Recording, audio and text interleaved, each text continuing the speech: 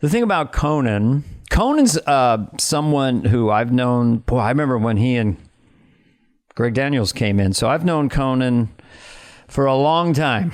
There's some heavy hitter writers on that show. Wow. Yeah. Greg Daniels from The Office and from King of the Hill. Yeah, and Conan and these guys, there's just, you meet a lot of Ivy League guys. Like you went to Arizona City College, right? Something. I went to DeVry. What was it you go to? Barbizon School of Modeling? Yeah.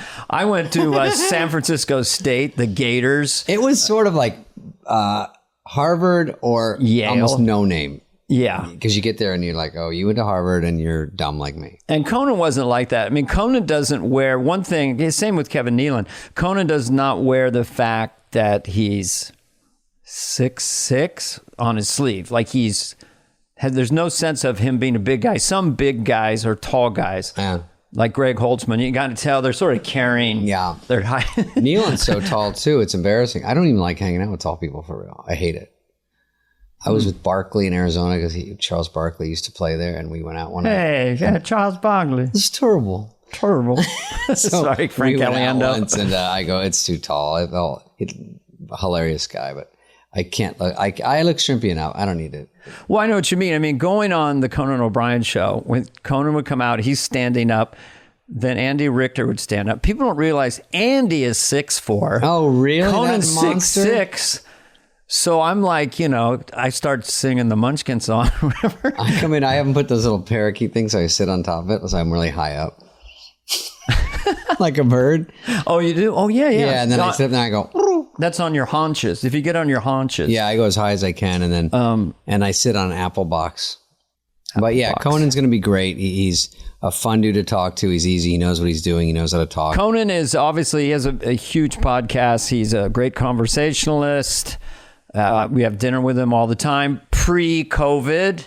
Remember COVID? I know. This podcast may cause COVID. Hey, that's the whole idea. You go, I am so busy. It's just because of COVID. I guess I'm going to pop out a little podcast gang. I know. You almost have to do it now. It's so sickening. You have to do it. I met a comedian about 6 months ago. I won't mention his name, but he didn't have a podcast. Oh, and I go, are you shitting me? Sad. You do not have a podcast and you're in show business? Fallon's going to come on, by the way. I just talked to him.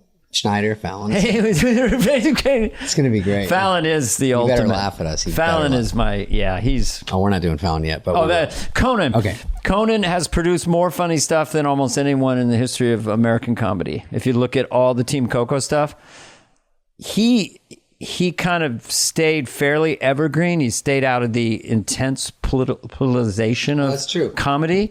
So everything he does is evergreen. And my wife and son are obsessed with his travel shows to the point. Is that too?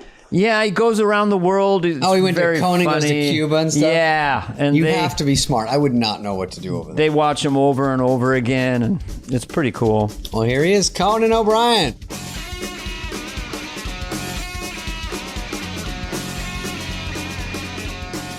I want to welcome the two comedians, entertainers, performers that I've had dinner with the most in the last, say, 7-8 years since I relocated to LA. Conan O'Brien and David Spade. Both. That's a high honor. Thank you. Yeah. It was a lot of it was tedious, I'll be honest. Yeah, I'm going to do the backpedaling that Conan does so well. I really, really like you, but it got a little boring. There were there were gaps in the energy. Sometimes the energy would drop, and you're very restless, David. Me? I thought you were going to say Dana. No, you get up a lot. Dana's gotten a lot better. Dana used to be very hard to talk to. Kevin Nealon used to be hard to talk to, but I've been working on both of them, and I actually, for the first time about a month ago, made eye contact with Kevin Nealon. No. And it was a huge... It just was this is something I've been working on since 1988. Big step forward. Yeah, wow. Big step forward. David, you and I don't hang as much. No, but that's okay. But I say you guys together. I say nice things about you all the time, which is rare. Our last dinner together, I think, was Ted Sarandos. That guy runs something. Rob, who else? Us three, and that was it, right? It was us three, and Ted Sarandos joined us. Yes. He kept pitching me shows. I'm like, Ted, I'm trying to eat. Just pass the edamame, my God. God, and damn it! He kept saying, Dana, whatever you want. He at one point held up one of those giant checks. And it was already signed, and he said, just fill in the amount. And Dana was like, I'm eating. Like a publisher's clearinghouse check? It was Lovitz. I'm John Lovitz. Oh. And then we're at that dinner, and who do we run into? Right. Yes, we run into Lovitz, and I love it because Lovitz always does, no matter who he's with. My favorite thing is he was once standing with this very attractive woman, and I was talking to him, and in front of the woman, he looked at her and then looked at me and went, jealous? Jealous? Yes. Jealous is a top 5. It's a top 5 Lovitz. But he can be standing with a hobo. He can be standing with a shoeless hobo, and he often is. And I'll be like, oh, hey, John, how are you? And he'll go, it's my friend. He's homeless. And I'll say, oh, well, that's too bad, John. I'm sorry for. And he'll look at the friend and then look at me and go, jealous? I'm like, no, I'm really not jealous. No. His big move is he gets new sunglasses or has cool sunglasses, and that sets you up. Nice sunglasses. They come down. And sometimes he goes, get to know me. Get to know me. He wanted that to be his after The Liar. He was desperate for a catchphrase, and he really was. He really. I know the catchphrase. Yeah. One of them was he really wanted to say, "So you should get to know me, get to know me," and would say, "It's okay." Yeah. But it was, and then he had another one. Do you remember it, Dana? Goodbye, everybody. Goodbye. Yes. Goodbye, everybody. Goodbye. But that was a good one. That was a pretty good one. The whole sketch was built around the guy saying, goodbye, everybody. Goodbye. It's really a nothing sketch just to keep getting to that. Yes, and he wanted another catchphrase because I think he saw merchandise, and he was thinking ahead, and he didn't care what sketch you pitched him as long as it got to what's the catchphrase? Does it get to know me or goodbye, everybody, goodbye? By the way, Conan, have you been in those read-throughs where someone's jamming a catchphrase down your gullet and it's not clicking for 13 pages and everyone's dead silent? Yes, yeah. One of my favorite. I have lots of Saturday Night Live memories, and some are the ones that people. Most people think, oh, my God, you were there when U2 played. You were there when, iconic rock bands playing. Neil Young, Springsteen, Neil Young. Petty. And I've told this to Neil Young. It was the best live performance I ever saw on Saturday Night Live. Keep on rocking in the free world? Keep on rocking in the free world. And I've never seen anything like it. It was, it's very hard. Lauren always used to say that TV is the worst way to experience rock music. It's just TV is the worst way to experience rock and roll. But don't tell our musical. The second worst way is radio. There's all important formats. The third worst way is live in an intimate setting. No, Lauren, that's the best. And if you have a can with a string and it's to a neighbor, it's like really, really bad. Yeah, but so anyway, he said. But that was, I don't know what Neil Young did, but he transfixed everybody. It was great. Well, but Neil Young Garage Band. That's I what got pops. Ashley Simpson anyway. Oh, you were there for that. No, I think I was gone, but I couldn't think. We did have a lot of good bands. I mean, we had Nirvana, we had Pearl Jam. But people always expect that would be the memory that you would remember, that you would think of most. Right. Eric Clapton, and I would think, because when you're watching them rehearse, you can stand in 8H, which I know looks big on TV, but it's much smaller. That's even cooler. And when you're standing there at rehearsal and you're watching the greatest musicians of the 20th century perform. Right there, it's quite stunning. It's quite amazing. But I still think read-throughs, those are the memories that are with me the most because they contain PTSD. They're the ones the good and the bad. The good and the bad. And so if you have a sketch that's killing at read-through, you're delighted. But I think they say negative impulses affect you more than positive ones. It's like gambling. Yeah, and also, exactly. And also, we all know you don't see the people that are laughing in the crowd. You notice the people that aren't laughing. And you guys have never had that, but trust me, it's no fun to have an audience member not laugh. Yeah, let me explain it to you. I'll draw it for you. Sitting there, Conan, for 45 minutes, say you're not reading anything, and you know it's coming. Some are killing, some are bombing. It's just very hard to control your energy and your emotions, because all of a sudden Lauren does, and in walks Conan, and then you got to be on. It's very nerve-wracking. See, I was not a performer. I was just a writer, so I did not. You were in some cameos. In tiny things, but mostly you guys were the ones that had to be on. So the first thing you have to do when you're a writer, and one of the things that's so nerve-wracking about read-through, you've been up for 2 days, you haven't had a shower, you're completely whacked out. You've written this sketch and you desperately want it to work. The first thing you have to do is get to the performers that are in the sketch and tell them how to do the thing you want them to do. You have to tell them. Obviously, I'm not going to tell you if it's a church lady. I don't have to say boo to you, but be sarcastic. But Glenn Close, you have to say, hey, I'm going to be with 43 other writers that are going to run up to you right now and say how to do their sketch. Yeah, exactly. But you also have to get to David and say, David, in this one, you're Cockney, but you're also kind of sarcastic. Or Dana, I've got to get to Dana and I've got to tell him really quickly, Dana, the idea in this is that you get on an elevator with Sting, and this is kind of how you're doing it.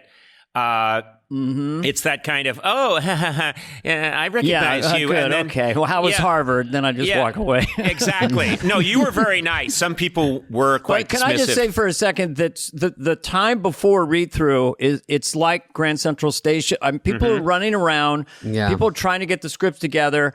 And especially with a host, Conan, you writing for a host who's got 55 things they have to read. So you have just maybe 25 seconds to give them kind of a hint sometimes. Yeah.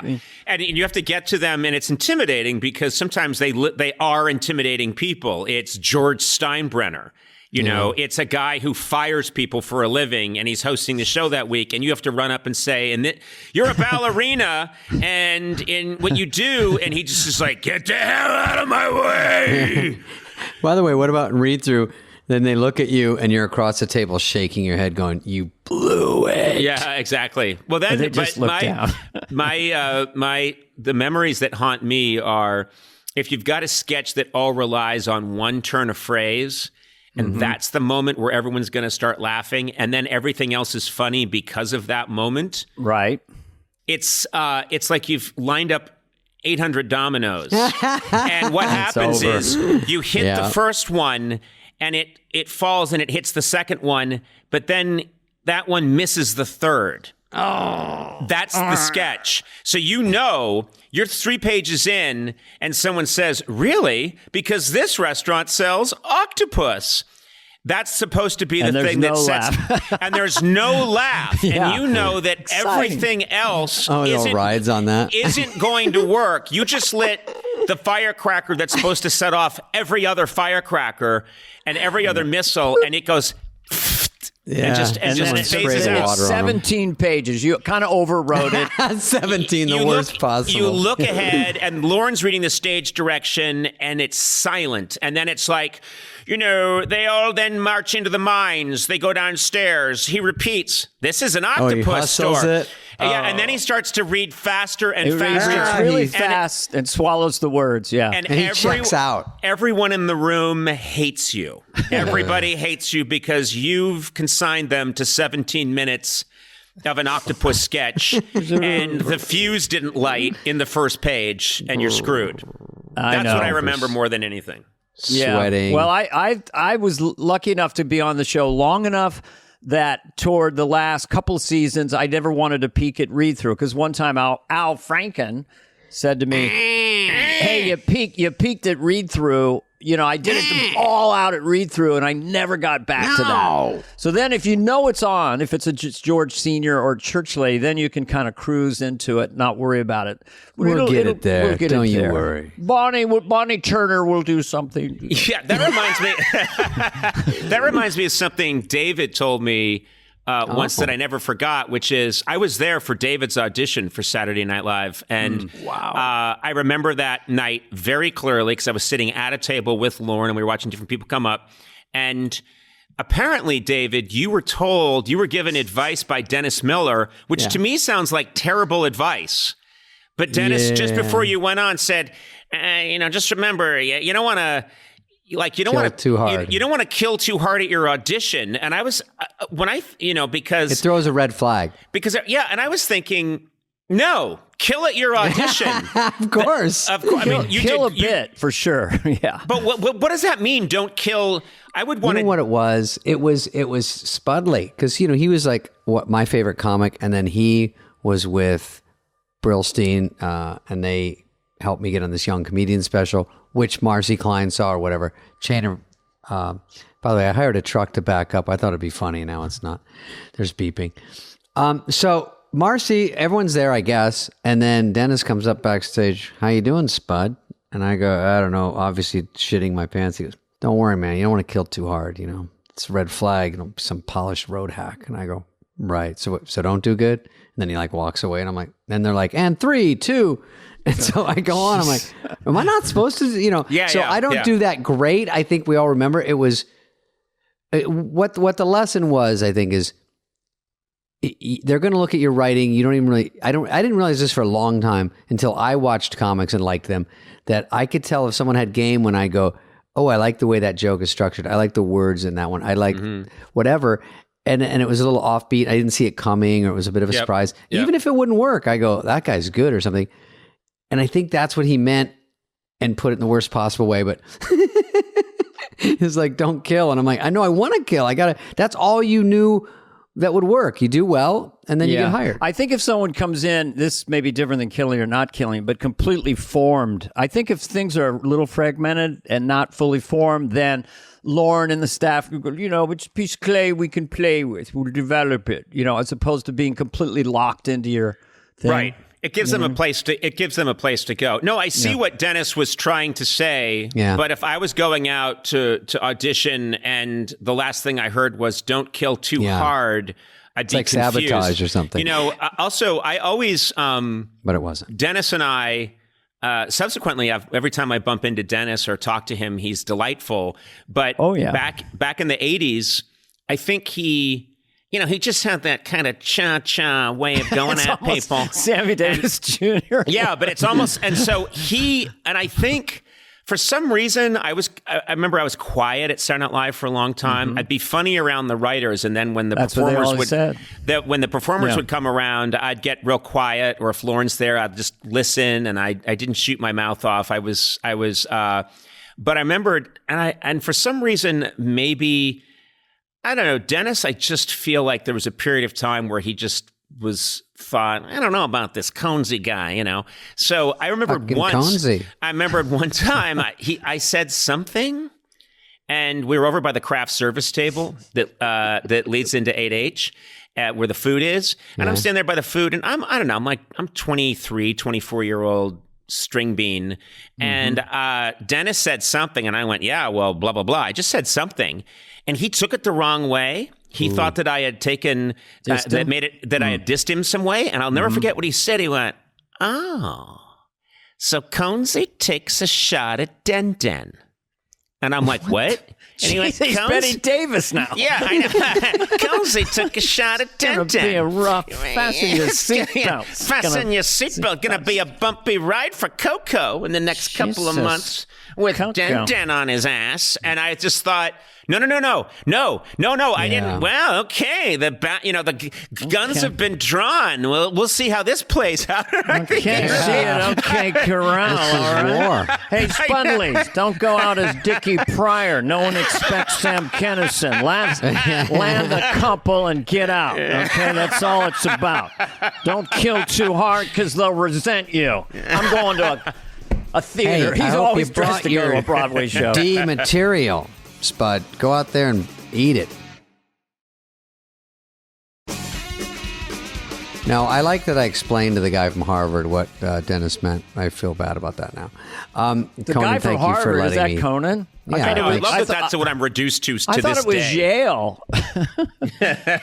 Conan, did you notice in read-throughs, like, because I went to community college, San Francisco State, and once in a while it'd be a Jack Handy sketch or something, and I would mispronounce a word, and I would hear little pockets, Yale, Brown, Cornell, Harvard, just little giggles. Probably that didn't happen, but I definitely felt my lack of education. Like, I can talk to you about, the Third Reich or the, French Revolution, and it does seem like people who are highly educated have a bigger palate. No, I think that's in your head. I really do think that's in your head. Well, I think I'm as smart as them. He never talks to me about that, Conan. He talks to me about the dumb stuff so I can understand it. That's right. Well, you call it the third rich. You didn't understand. It's one of those things, Conan, that I probably perceived once and didn't happen again. But. Well, that's the other thing too. Is if I could change one thing about.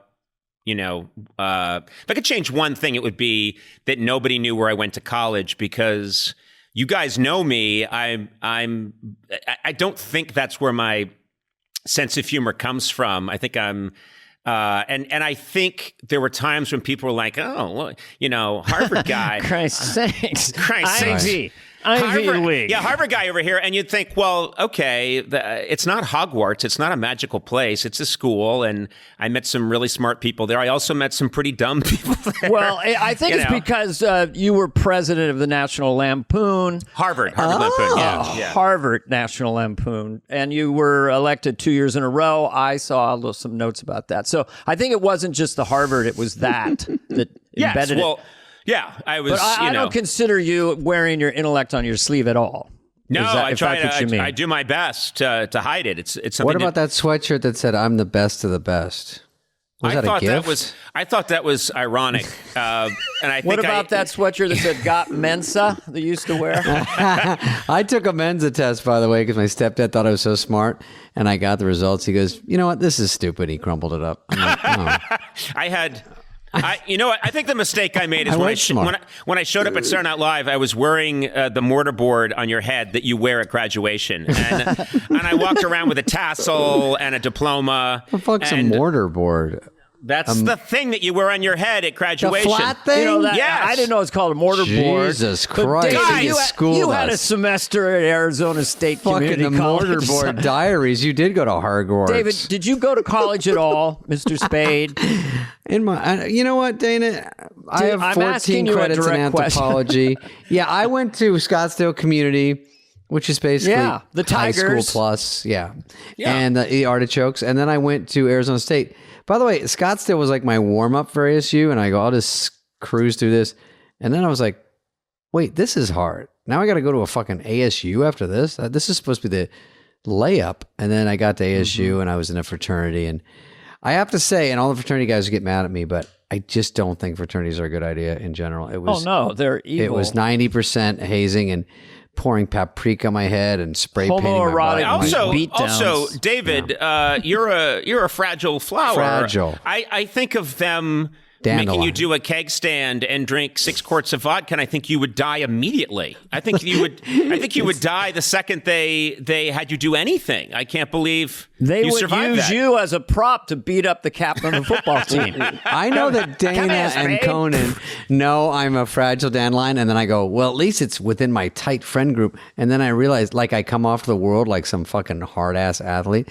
But the world just kind of knows I am. I sit funny on Ellen. They're like right away going, what's happening? On your haunches. So, I sit on my knees. Yeah, you sit on your knees. At the restaurant we were at, you were sitting on your knees a lot, and you'd get up and you'd walk around. Stretch out. Yeah. You were on a lot. You were doing a lot of cocaine at the restaurant. Can I ask you guys a question?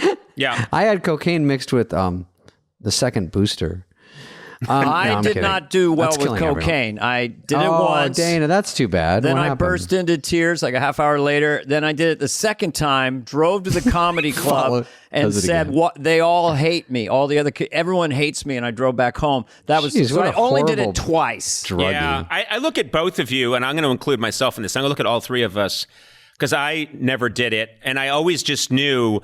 I am not the personality type that needs to be artificially revved up. Yeah, that you need to calm down. I saw a doctor. I mean, you guys saw me at SNL, and I was always grinding my hands together, practically starting a fire with my knuckles. And the Conan show, you would, or late night, you would ride a bicycle like to this. get your and I would grind my hands together and grind my teeth and shatter them because I was so uptight. And the last thing in the world, no one's ever said, you know what you need, man? You need some cocaine.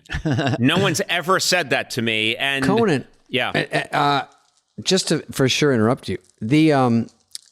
Sorry, we're new at this, but when I was in community college, this comedian gave me a few bumps. I'm using street lingo right now. Cocaine line. Yeah. He bumped me up a little bit, a little sniffy jiffy, a little power flower, and so I'd do it, and then I liked it. I never did it before stage, but I liked it, and then I thought he did it was cool, and I was a little bit of a Count Gacula there for a while, and then then I slowed down in college. But when I got to SNL, the only time I should be doing it because I had to stay up all night, I never did it once, and I thought, I always regret that. No, I'm kidding. But I always thought, wouldn't that be the time to be like, because I'd be like, yawn. I would I'd make myself get up at 9:30 just because I thought it was so weird to stay up all night every night. I wasn't used to it. And I'm like, this is so weird to be in New York. And I wanted some semblance of anything normal. And it was very hard to go in and I don't think people at home know. They always hear you write, Tuesday night, all night. But you're allowed to go in at noon and write. It just, no one really does it. No, and I would write. That is a completely messed up thing. And I've interviewed, current cast members, and I'll say, do you really still, that thing where you come in on Tuesday and everyone stays up until Wednesday night, you don't still do that, do you? And they'll say, yeah, it's kind of still there. And there are all these rumors that it started in the 70s, and obviously it hasn't changed at all. And people were doing cocaine. Now, the group that I came in with, Greg Daniels and Bob Odenkirk and Robert Smigel, we were all getting our cholesterol checked. We weren't guys that were, hey, how do we score something? No, we weren't partying either. None of us were, and clearly.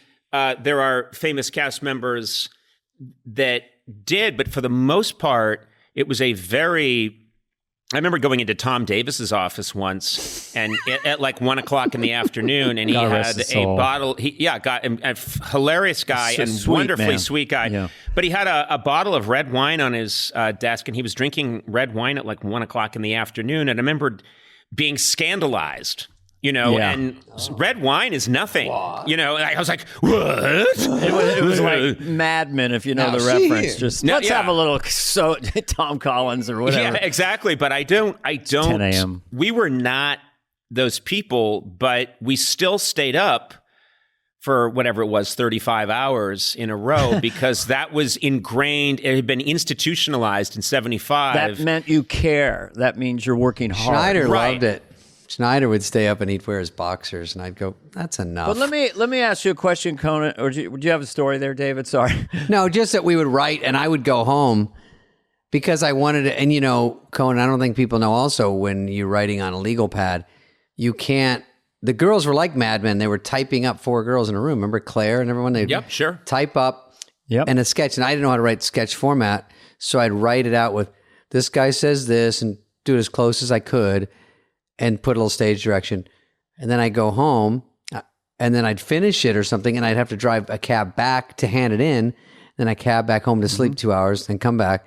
It was such a weird process, but I couldn't email stuff in. That would have been fucking great.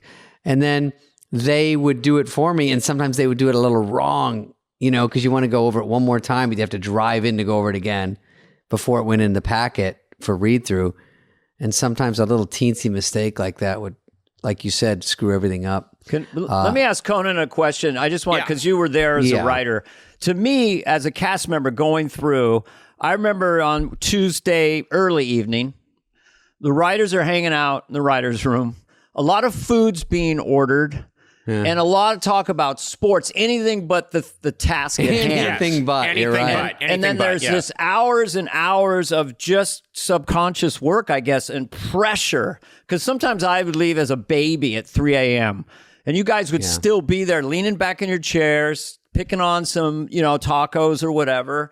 And then I find out later they got done. But I mean, what did you think about that 6 hours Tuesday evening that was those are the dark times. I would get very, very like I got nothing's happening. I got nothing, and I shouldn't be doing this for a living, and I'm seriously. I would have some kind of, I would say at least on any second. Not every week, every Tuesday night that I was writing, but I'd say at least 50% of them I'd have a profound collapse, mental collapse, because what happens is you hear people, everyone else has a good idea, and you hear Franken laughing, and you hear big gales of laughter coming from other rooms, and I remember very much, sometimes thinking, this isn't what I'm supposed to do. I don't know what I'm supposed to do. And then you snap out of it. But a lot of waiting for the commissary to open so you could get breakfast, and it would open at like 7 o'clock in the morning. And that's when you could go and get, a bagel with some bacon on it and drink a cup of coffee. It was really, But Conan, do you ever say in your head, like I used to think, I don't think of it then, but what are the chances you're going to think of a bit every week, a sketch that everyone will talk about? It's just such an impossibility. Sometimes I would jump on with someone that had a good idea and they needed help, and I'll write it with you just to get my name on something because I wanted to feel useful there, not get fired. But I would blank out. I'd also hear Smigel and Sandler cracking up in the office next to mine. It was connected to mine. I'd be like, fuck, I'm so jealous. They're killing it. Sandler was a guy who most people, when they show up, are somewhat nervous.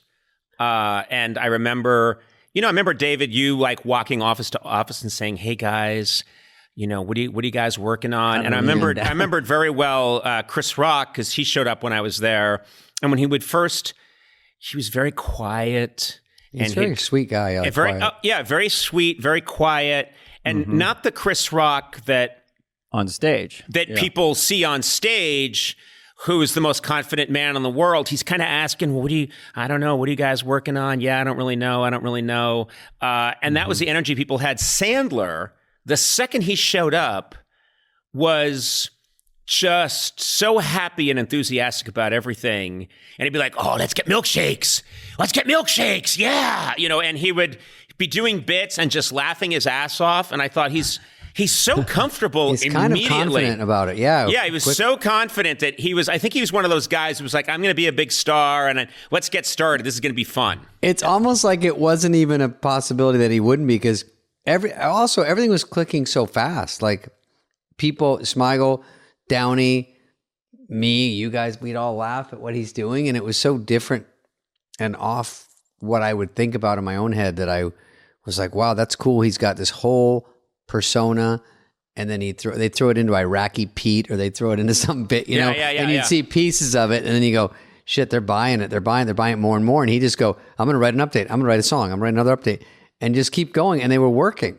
But he did have a period where there was, I think he was inevitable and really confident, but he did have a period where he was, not sure if I remember it correctly, but I think at one point Lorne will kind of feel someone out. Dana, Adam, what do you think that's going to do? Because when Adam first came out with it didn't always kill.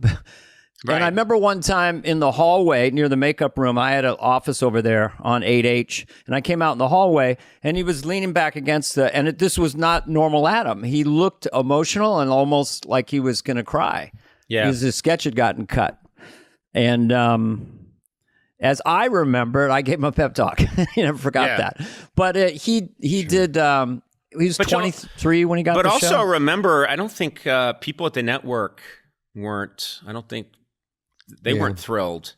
And that's another thing. Get it yet. Yeah, what happens is that there's revisionist history You know, what happens, you know, later on. Now everybody loves Norm, but they really didn't. You know, he there was a lot of he got fired, and Adam. There were people at the network that really weren't supportive of Adam. Didn't get him. Yeah, and I think Lorne was probably get some pressure. Like, what's with the Adam guy? And you think it's just so funny how later on, to anyone listening right now, everything seems inevitable. Yeah, everything seems. You know, it's the way people read history. They read history and they think, well, of course, Franklin Roosevelt became president because he's Franklin Roosevelt. And of course, he was president like 4 times. No, it's not inevitable. It can go a million different ways. And at the time, there are a lot of people, you know, who are later on, you know, I mean, I remember Farley, I was there when he was waiting outside Lorne's office to get his interview, and Lorne had him waiting for like 2 days. And I was just talking to Farley and joking, doing bits with him. And at one point I took him around I took him around 8H, and I was pretending that I was a big shot and saying like, and so there'd be a crane that was already going up, and I'd be like, Joe, get that crane up, and the crane would be going up anyway. And I was goofing around with Farley, he would laugh, and he was laughing so hard. He was such a immediately great, sweet guy. But you know, I think when he first came on, he was nervous, and I remembered it really turning around when I think Jim Downey wrote the Chippendale sketch, and suddenly it's he's with Patrick Swayze, and it's this. That was one of the top ever, knowing right off the bat, like standing 10 feet away, going, "This is like one for the books." Yeah. This is, and you knew just this is. I want to be on the floor when that thing happens because that's going to be a tsunami. To be a big guy like Chris was at that point, and he was so athletic and so physical, and to see a guy his weight move like that, and so it just blew the roof off. You know, back to misunderstanding Sandler for a second. I remember Sandy Warnick, his manager at the time, and he said, he's such a good-looking kid. I don't know why he does all that goofy stuff. You know, so you're right. He did have the girls right away. But you know what's interesting about Adam? Adam said this to me once. I mean, they liked him. Yes. One of the things that fascinated me. He pulled me aside. He said, "Conan, I do you wee." That means so I like you. Let's get lunch. It's so funny because he lives right up the street, and he comes by my house, and you know, he'll shout outside the house, "Coney! Coney!" And he's got the best yell voice too. But I guess one of the things that he said this to me, and it really fascinated me. I asked him like who his idol was at the time, and I thought it was going to be a comedy person. And he looked at me and he said, James Caan. And I was like, James Caan? Like James Caan, the Sonny and Godfather. Yeah. And then I saw it, which is Adam has that, he can channel that. He has that, and you know from his dramatic roles, he can kill it. He can lock eyes with somebody. He can sell it. He has that energy. He has a tough guy energy too. He has a tough guy energy, and definitely. He's doing all this stuff that, like, I can kind of see what Sandy Warnick's talking about, which is he probably thought, here's this good-looking kid with real acting chops, and why is he dressed like a baby going, you know, and it's, but Adam knew what he was doing. I remember Adam when he was he'd not done a movie yet. He was starting to do well in the show, and I remember him saying, I love Smigel. I'm going to put him in all my movies. I remember thinking, wow, all your movies, 100% how many? True. Oh, about 70. You know, I'm like, what? But Conan, you were saying, like, when you see him in the hallway standing there, we've all been there where you go, you're newer and everything hasn't clicked for him yet. And he's probably in his head going, what am I doing? Am I any good? Like, is this shit too weird? Right, everybody. Am I as good as these guys? Everybody has that. I think about this sometimes with Saturday Night Live today. which is I'm always grateful that things happen to me when they happen to me. When you think about it, our staff, especially when I first showed up, the staff we were working with was really small. By today's standards, it was when I first showed up. There's like, and I've seen group pictures of the staff, and it's Dana, Phil, Kevin, Jan, Nora, like 7 Victoria. of us or something. There's like 7 of you, and John Lovitz, and you think it really does look like the cast of Gilligan's Island, and that was the entire cast. And I think in a way, everybody was in almost everything because they had to be. Yeah, you were constantly in the show. And now I am always, hearing about, okay, there's, Cecily Strong, Bowen Yang. So you'd be like, great, I got it. But then you realize there's 35 other people. And that with that many staff, I think it would be hard. I think must be more challenging for the writers. And can you imagine being on that staff now? And thinking, how do I get on the air? And also, they have guest stars now. We would do that once in a blue moon, but Dan Aykroyd came in and did Bob Dole, and that was like a big thing. I would have been livid as a cast member. Just think, Conan, when we were there, we were sort of overlapping with Dana and Dennis and Lovitz, and when we all came in, and it was pretty full then. And also, Franken was available. There's a lot of people that do stuff, and it's hard to, I don't even know what to fuck. Well, no, it's hard. It's harder. It's hard to pop, and it's like, I think if you're playing on a basketball game and there's 35 benches and 12 players on each bench, your chances of getting in the game are I would think be much tougher. And you can't beat down the innate fear and terror and uncomfortableness of doing that show unless you get on air. It's very hard to get. Because how do you try not to try? And it took me 80 shows, I think, to get out of my head. Right, and I think that's why. And clearly, they keep finding really great, talented people. But I would think it would be so much harder if you haven't found your foothold right away. If you haven't found your niche right away, I would imagine it being. I would feel for a cast member now because I think, man, that's a challenge to pop. You have to have a clear niche. Like if we have I was sort of sarcastic, Chris was this, Adam was doing this. So at least you have that. Then you sort of go, oh, I'm not just a one-trick pony. Anyway, long story short, I am. But at the time, I wasn't. So was Johnny Carson. I was like, I can do other stuff. And then they go, okay, what? And I go, I don't know. But maybe for the writers it might be easier because you have more people to cast, but it's also hard in a new world to say, can Dana play a girl? No, you can't do that. Or if you're Asian, if you're Korean, are you allowed to play Japanese? Like there's a new world where things are offensive, and on a show like SNL, are you still allowed to be goofy and do impressions? And they must have one more. There's stuff I was involved in that could never be on today. I don't even want to mention it, but it was the sketch. At one point, we had Candace Bergen on, and she kind of talked about how it was, maybe a little not politically correct. But do you guys think that, like Saturday Night Live today, it's easy to get into grumpy old man-itis, like, oh, we did it this way? Because I remember running into Sid Caesar in an airport, and I could tell he was sort of bitter that it's not, SNL's not that good. We did it better. Is art always just built for its time? I mean, my father just hated the Beatles and then loved them later. It's just kind of an interesting idea of like, is art always Andy Warhol in 1962 or whatever? Is Saturday Night Live is exactly where it's supposed to be culturally, or do you have any issues with it? I made a promise to myself a long time ago. Judging. I made a promise that there are things I'm going to get and things I'm not going to get, but that be happy.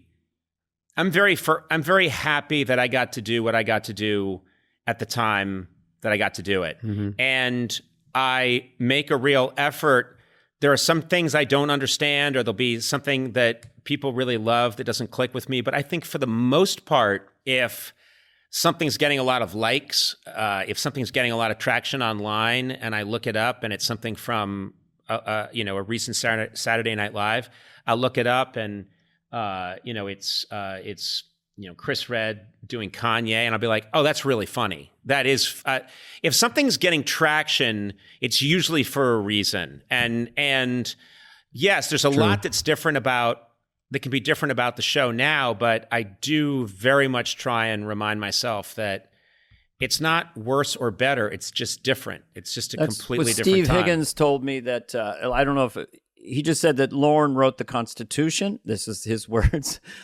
And then it sort of evolves. It's a living document in a sense. Mm-hmm. And so today, it is what it is. But you're right. I think funny is still funny. You know, it's so funny though. And now the thing now that I totally was not happening when I was there was this business of writers dating movie stars and marrying them. And I just think about, wouldn't that be really funny if I can picture me and Greg Daniels and Robert Smigel in 1989, if Candy Bergen. If I was walking around and it's amazing. I had Madonna on my arm, and I was like, guys, please let me in the restaurant. Where, and people were like, Conan, this way, Madonna, and it's just like, it's so funny. And I'm picturing, she's bragging about a cold opening you wrote.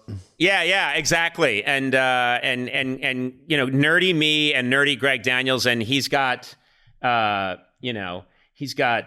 Griffith on his arm, and he's like, please, move aside. I remember, I think it was for the movie Sex, Lies, and Videotape. I think Andie MacDowell was on the show. Ooh. And she's, I heard this one.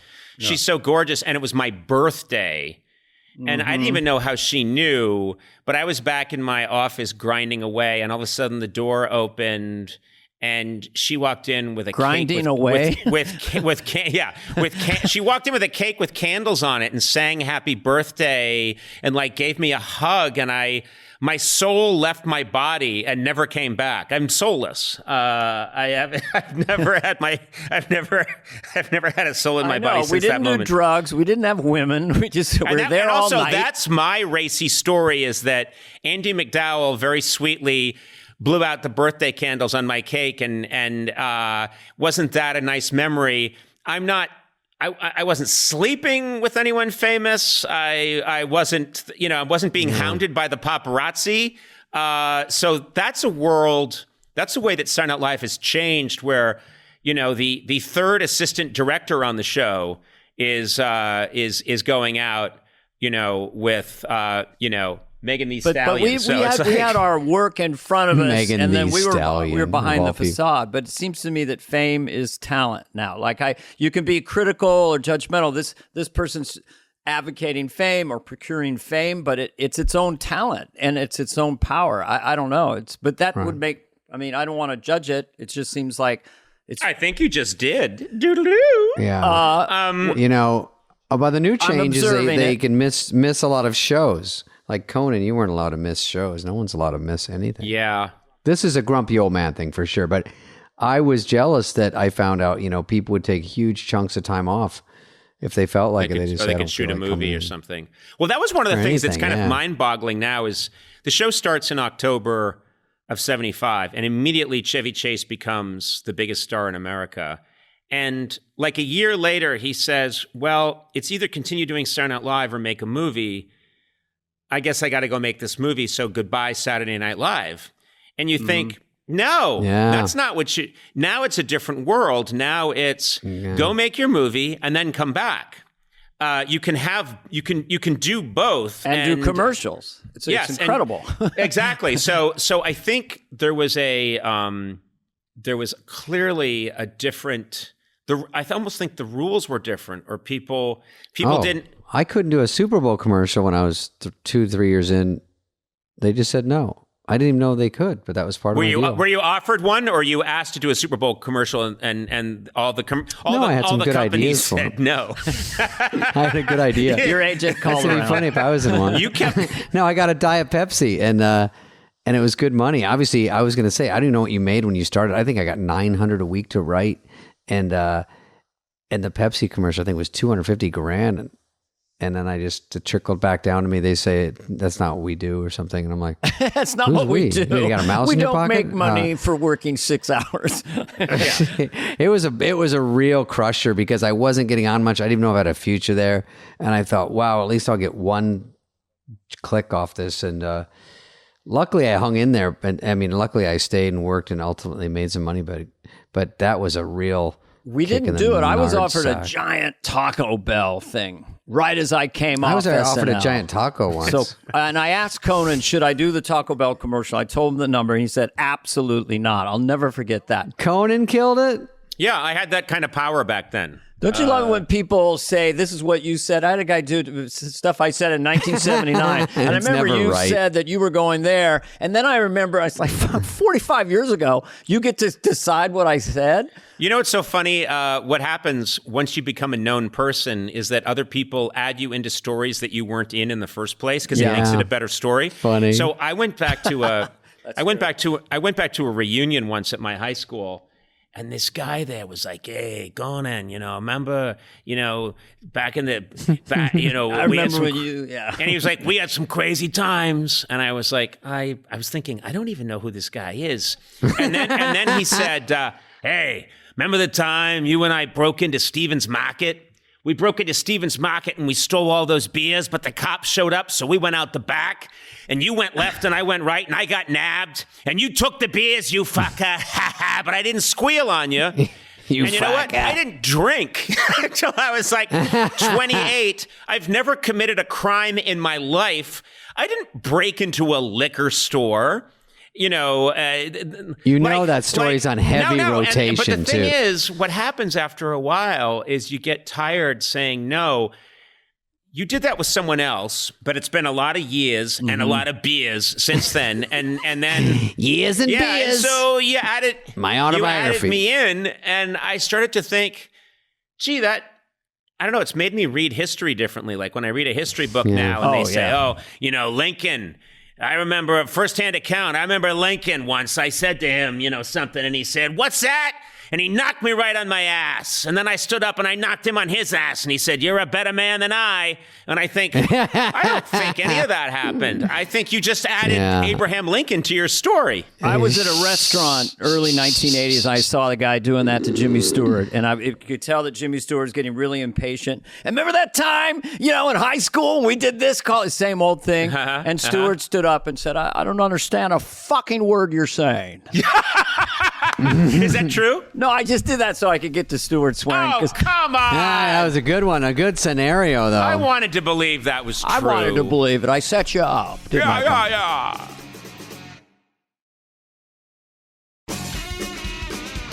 By the way, Conan was nice to me when I got there. Nice? Conan, I have to make sure I tell everybody. No, Conan, I'm sure you can be a prick. I don't see it. Conan's a sensitive person.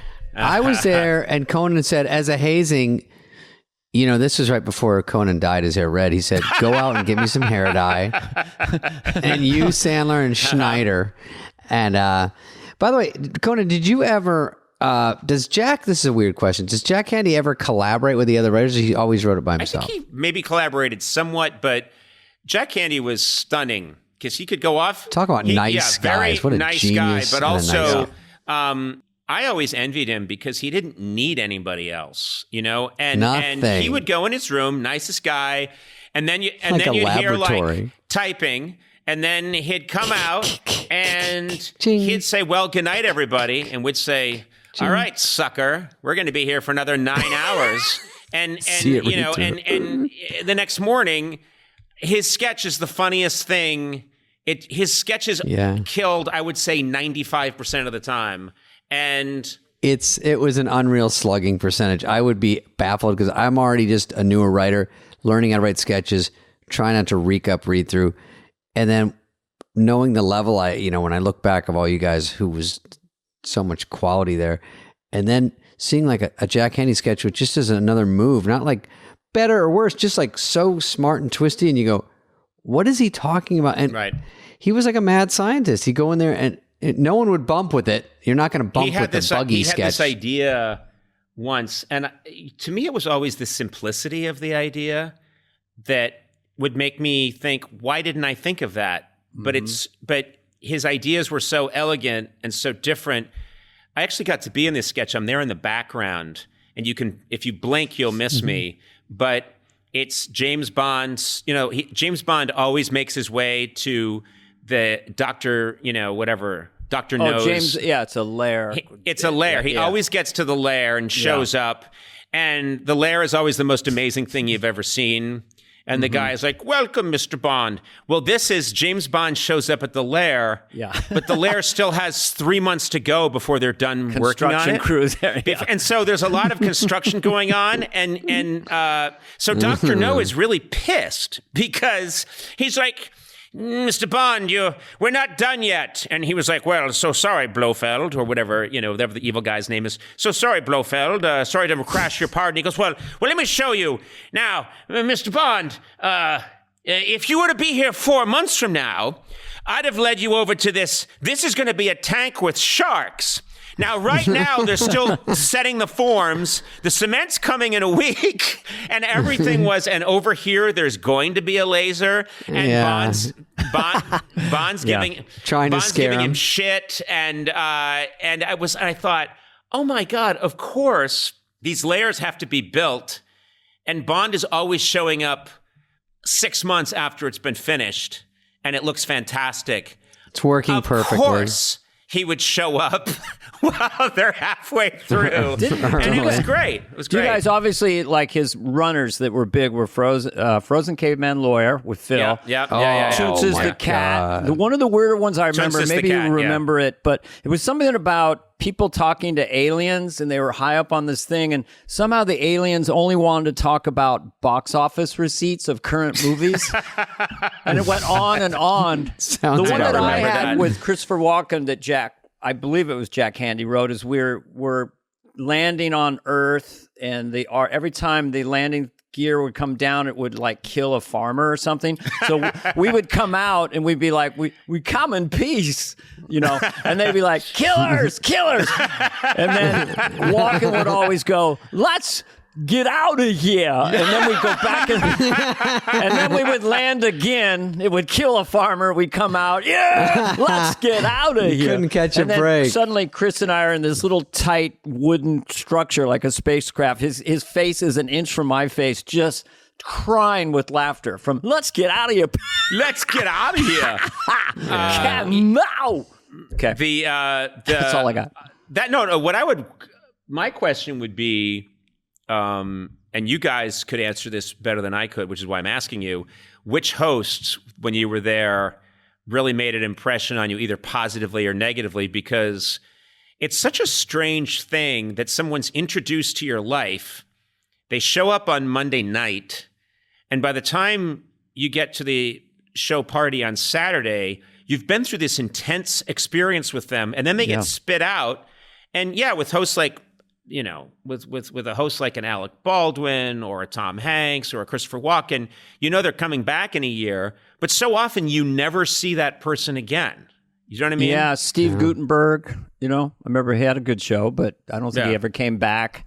I do think that the athletes, Michael Jordan, Wayne Gretzky, were big, and the older movie stars, for me, this is back in first season, I think. It was a Jack Handy sketch.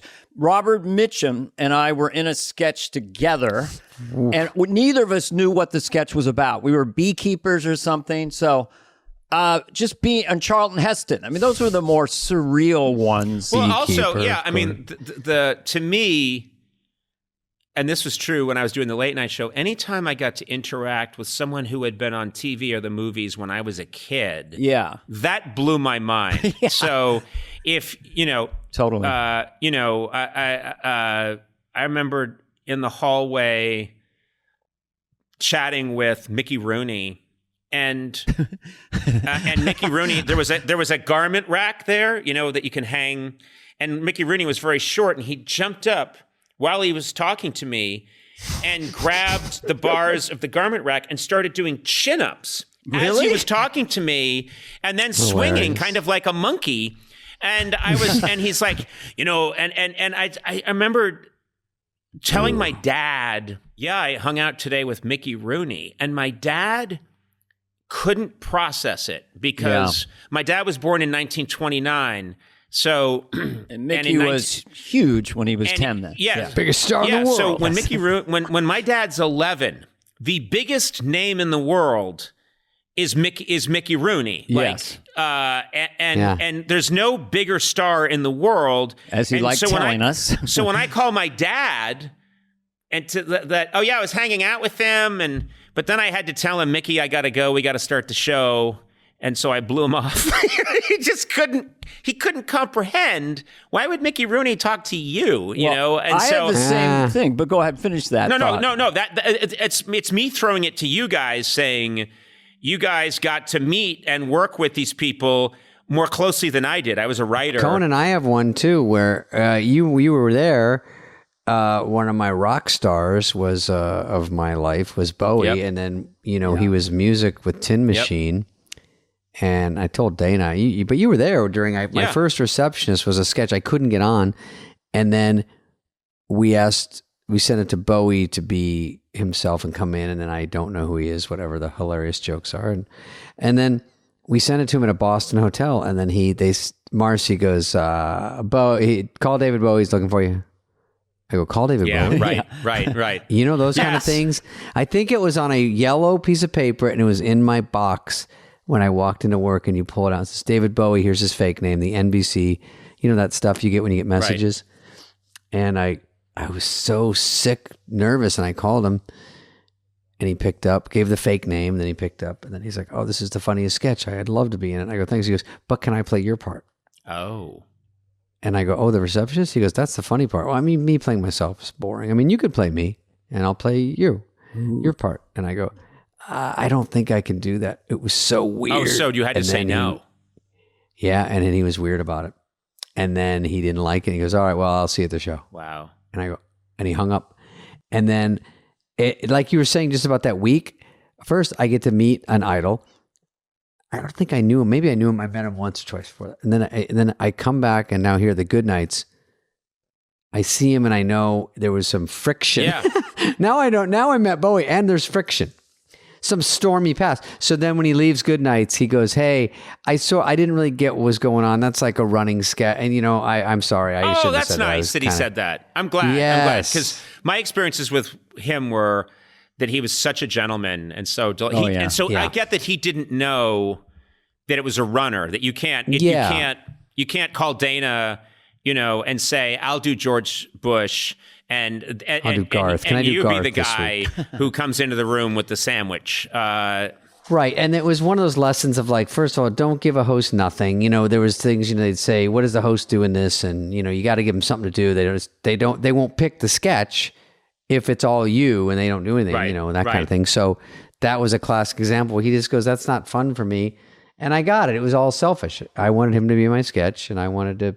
You have regret over things you say, and it would bother you for a while, and then later on you realize it was nothing. Because when Sting was on the show, we were coming down the elevator at the end of the show, and I was hyped up because it was Sting, and we came out, and there were all the people waiting at the bottom of the elevator, like a big mob. Yeah. So I put my arm around Sting and said, "Ladies and gentlemen, Sting." And then he grabbed me and kind of went, with anger. So for years, I thought he was mad at me, until I ran into him later. It would go through my head sometime. The only other funny moment, well, go ahead, comment on that. Did you ever have your moment? Was he thinking he didn't want to bring it up? It was just, he's getting enough attention. I think it was obnoxious. You get nervous around famous people and you can say or do stupid things. Conan? For sure. Yeah, I definitely. But the thing is, that's in your head, and you're talking about it all these years later, and Sting forgot about it seconds after it happened. And I've had, after all those years of doing the late night shows, regret. I've had people come up to me and say, "Hey, I owe you an apology," and then they'll apologize, and they'll say, you know, I wasn't really prepared, or I had a little too much to drink before I came on, and I know it was like, and they'll say like, I know you were really mad, and I know you're so mad about that. I don't have any memory of it, and I don't think. No, I'm not mad at you, and I don't even know what you're talking about. Yeah, I've had that. So, and then they're really relieved. They're like, oh my God, but then also probably possibly insulted. Like they carried it around in pain for decades, and you're like, never happened. The story meant nothing to you. All that suffering. Well, we've had therapy now, so we know that we're wounded clowns in some level. Sure. Conan's not. I'm not Conan, buying that. I chose that moment to look out the window. Yeah, you really did. I'm looking at Sandler's home right now. Beautiful. Hey, beep, beep. It's always fun. If you're a sensitive instrument, which is a good thing to be if you're a performer, an actor, or a comedian, and then it infiltrates your normal life and you process people. But everyone's... Okay, well, here's a thing that I think you could both relate to, which is people, their assumption would be that if we make fun of somebody or we tell a joke at someone's expense, that we don't really care how they feel. Mm-hmm. And the truth is... Or we don't like and the truth is, you know, yes, there are people you can tell a joke about who you really despise, who are awful people, or impressions you can do of someone. But for the most part, and I think this includes both of you, I think most people would be surprised at how much we don't want to hurt someone's feelings. And that when you hear back from somebody, like I know there was pressure on you, Dana, because you did such a great Johnny Carson impression. And people would think like, oh, you're killing with your Johnny Carson impression because it was so perfect. Mm-hmm. But you're hyper worried the whole time that it might upset Johnny or feel unflattering to him, right? Well, it did, and it felt bad because when I did it and when I sat in that character, and it's been reinforced by Tom Hanks and Martin Short on this podcast, like that was the most comfortable I'd been doing a sketch on that show. I didn't care if it got laughs. I was so comfortable being the charming Johnny. So a gentleman joins us for what you folks are home or watching a television. Right. So he was fine for a while, and I would still be on his highlight reel, and I would see Johnny. And then there was one that offended him, and then I never went on the show the last 2 years. I knew that I was out, and it was that was shadow ban. That was really, really unfortunate. I didn't like that, and someone told me that he would walk down the hall at NBC in Burbank and say, "They're making fun of me now. It's time to go." Just yell it out. So, well, also felt bad about that. I felt I heard this was from the great Rick Ludwin, terrific executive NBC executive who loved loved SNL, loved late night. That was what he was in charge of, and very nice. Really good guy, and also the person who pretty much was responsible for keeping Seinfeld on the air when it was in trouble in its first season or two. And so, lovely guy who passed away about 2 years ago or 3 years ago. And anyway, I bring him up because he used to also work the Carson show, and he remembers having to go and tell Johnny, go into Johnny's dressing room and tell him, Johnny, I talked to you about, well, there's going to be a sketch at Saturday Night Live, and I do need to give you a heads up that, and that he would have to tell him, and that Johnny would say, well, I don't particularly think it's funny, but that's their right. That's their right to do that. And then he. It's so funny because you forget, because we think of him as just being on top of the world from 1962 to what is it, 1991? 92. He's just on top of the world. Yeah. And 92. What we forget is that he's constantly, like any comedian or any star. Yeah. Oh yeah. He's constantly afraid and on alert that they're coming after me now. And so I read this interview with Johnny Carson from 1980, and it was in Rolling Stone magazine, and he's talking about the interviewer keeps saying, well, what do you think of Belushi? And what do you think of Aykroyd? And it keeps asking about Saturday Night Live.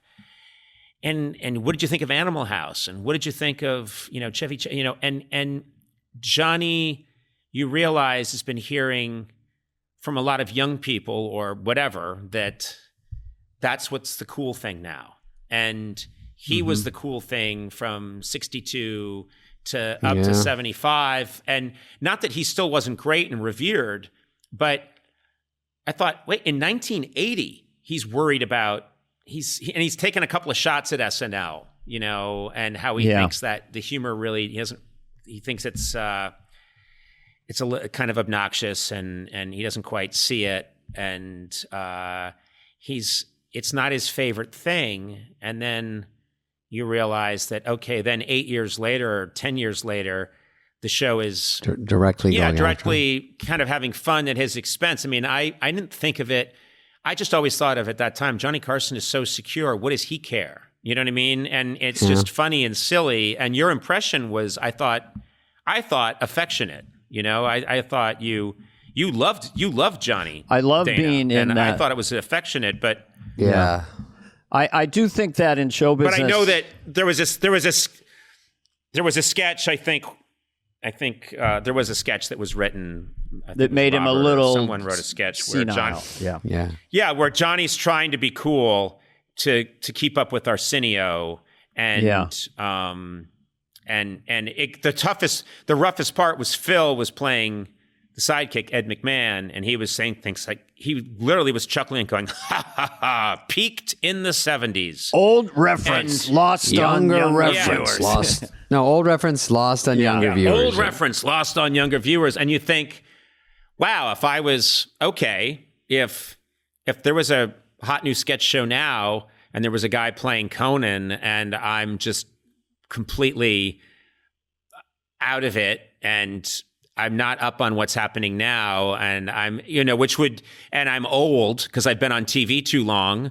It would hurt my. I wouldn't even come in the next day. It would really hurt my feelings and probably be deserved on some level. So it's you can't have it both ways. But I'm interested in this idea that every performer becomes a caricature of themselves, and you can look at someone sometime and just think, is that person, or is that a celebrity impressionist doing that person? And it happens to everyone, and you have to keep a sense of humor about it. Well, you're so self-deprecating. You're always ahead of the... Well, no, but I think that it's one of the things the three of us have a pretty good vantage point on, which is we've been at all the different stages. And then what I always wanted to be at the stage I'm at now is be gracious about and kind of intrigued and curious about the young people coming up, because I'm 5 seconds away from someone ripping me a new asshole for being too old. So just try and be gracious about all of it. Well, I remember Sammy Davis Jr. on television out of the blue going, I'm not going to be competitive with Michael Jackson anymore. And he was like almost 60. Oh, Sammy Davis. Yeah. But I had a good time with Conan. Thank you, Conan. You've been a really great guest. Guys, I love talking to you. I look forward to us getting a meal. Yes. That would be really nice. That would be fun. Yeah. We don't need Sarandos this time. We don't need a Netflix guy. Oh, he was fine, but he was just padding. Yeah, we move on now. We move on. It's just the three of us next time. That's it. No, we had a blast, but we could do it with us, and we'll fight to see who pays. It won't be me. Okay, thanks, Conan. Okay, I do love you guys, and thank you for having me on. It's nice to have. Let's have dinner soon. Appreciate it, bud. Goodbye. Check in next week where our guest will be Tom Hanks. Fly on the Wall has been a presentation of Cadence 13. Please listen, then rate, review, and follow all episodes. Executive produced by Dana Carvey and David Spade, Chris Corcoran of Cadence 13, and Charlie Finan of Brillstein Entertainment. Production and engineering led by Greg Holtzman, Richard Cook, Serena Regan, and Chris Basil of Cadence 13.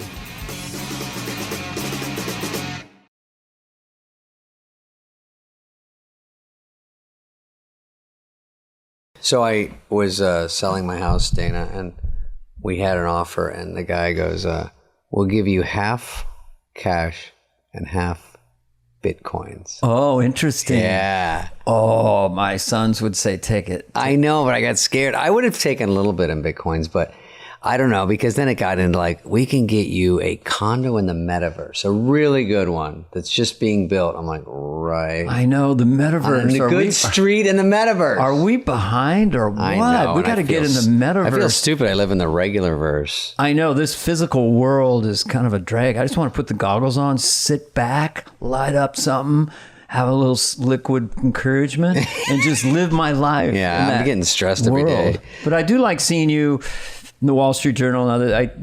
I read a lot of newspapers online, and I see your face.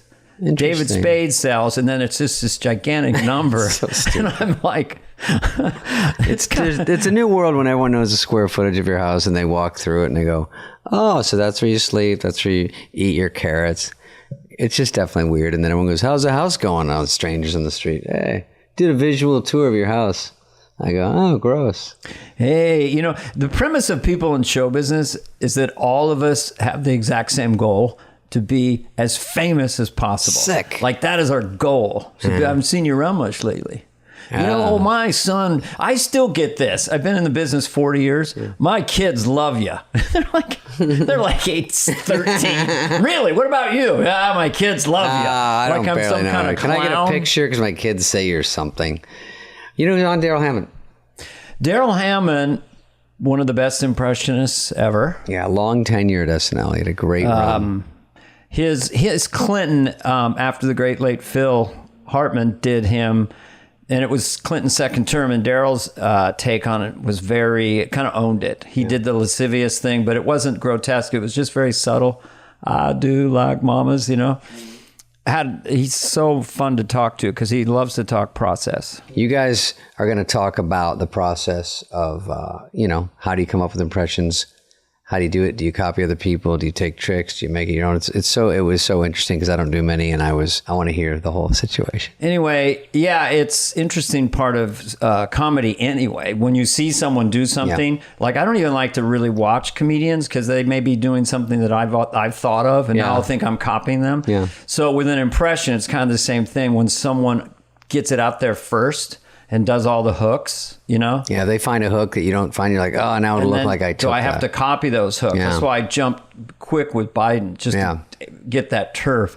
And I don't see anybody trying to do Biden. Yeah, you get the blueprint of the hooks. I have new hooks, too. But talking with Daryl was really fun. I've noticed with people we interview, there's a humility and kind of a self-deprecating aspect to them.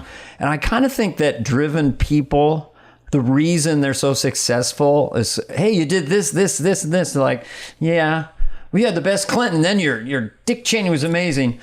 All right. You know what I mean? It's really interesting because I guess it's part of drive is you never go, I arrived. You people in our career have gotten that attitude, and they were gone in like a weekend. Yeah, I think you have so many failures when you're doing this job that it's so hard to get cocky because you just know there's another one around the corner. Well, I remember our former manager goes, some guys do this for money. That's okay. This is Brad Gray. But you seem to do it because you want to do the funniest thing. That is the truth. Well, yeah, we want this podcast to be good rather than, it's a victory lap. It's called resting on your laurels. You don't have to do anything new.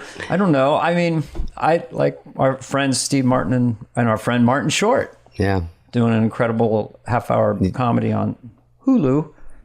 Cadence 13 produces this show. Oh, yeah, Cadence 13. Cadence 13. Which I thought sounds like a space station. Yeah. Cadence 13, come in. I thought Cadence it was 13, a Korean boy band. Korean boy band. Oh, yeah, you saw their hits. Hey, girl, and What You Thinking, Girl. Hey, podcast girl. Daryl Hammond is... he has an emotional story. He had a very interesting childhood, like a lot of us. And so we do kind of unpack that. And we go into the process pretty deeply, and we admire some of our other impressionists where their impressions are so good we don't even want to try. All right, here's Daryl Hammond.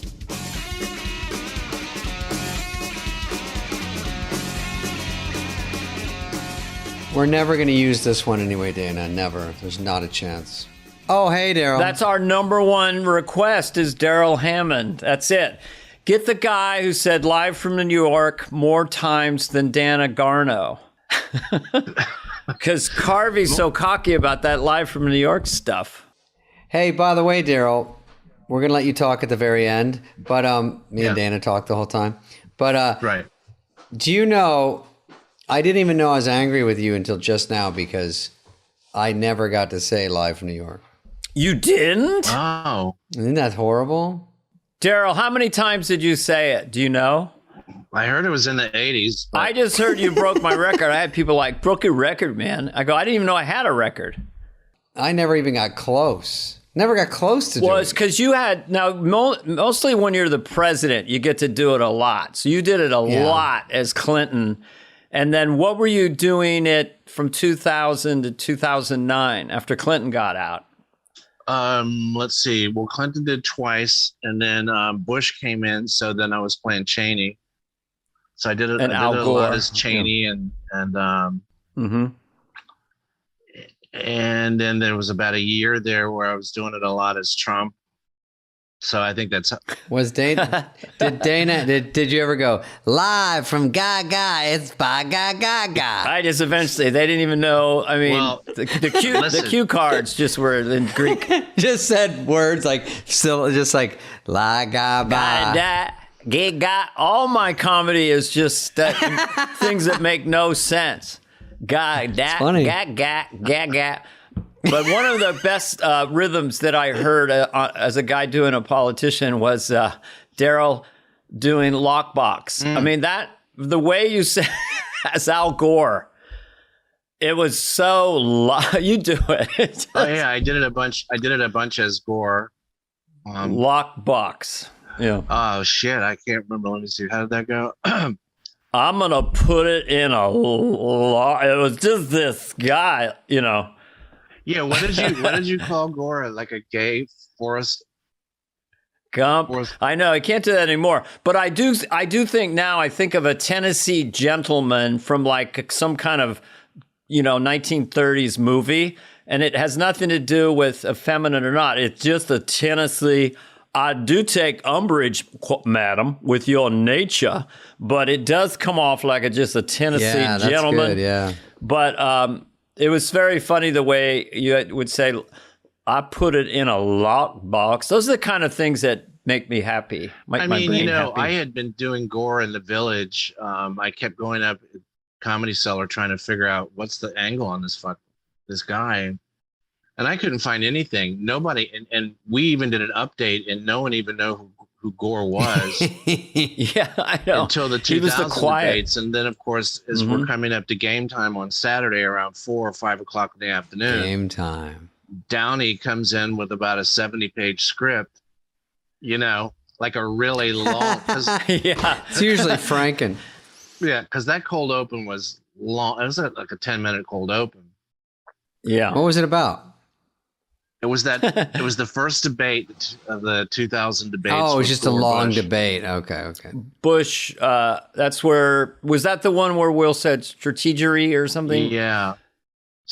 So Downey comes in like about 5 o'clock with the script, and he starts reading the thing to me. Okay. Now I could not figure out Gore and what the hell to do with that guy, because he had so many coaches, and he was one day he's like this and that's some sort of a list, but another day he was something else. He was like, let me tell you about a friend of mine. Her name's Etta Munson. She's 94. Right? But I always made sure I clenched and put just sort of a I didn't mess with Texas, Yeah, you change your jaw to get the sound you need, right? Because when he got really excited, he had like a slight lisp, Mm-hmm. And so Downey had that in all the notes. The thing is, when Downey did the line reading, I understood what I'd been trying to come up with, which was a comic version of this guy. And Downey came in with this sort of overbearing school teacher who meant well, but just tried too hard. And it played, but that's really. So he was sort of doing it a rough version just to read the lines, and you sort of picked up from that, and you were like, "Ooh, that's actually you stumbled into something there." Yeah, that's right. That's right. Because I'm not doing them in the village, and nobody's laughing, and nobody cares. And then Good sign. No, seriously. And Downey comes in, and he starts like, "Well, Jim, my plan is very different." And I was like, "That's it.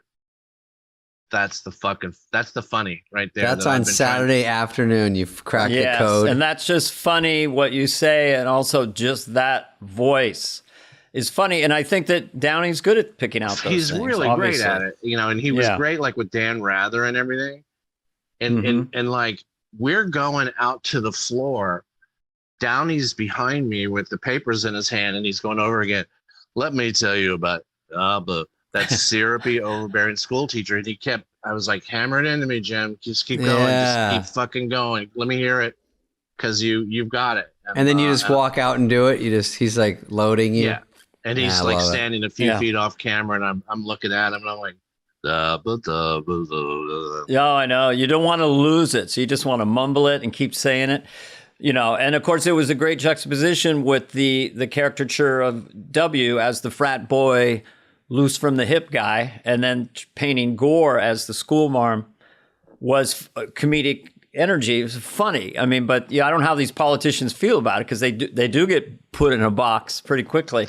They do when we do it, real fast, and that's how people think they talk now. And it's like when you were doing Bush Senior. I mean, what the hell was that? And it was just like, all of a sudden people were like, that's how George Senior talks.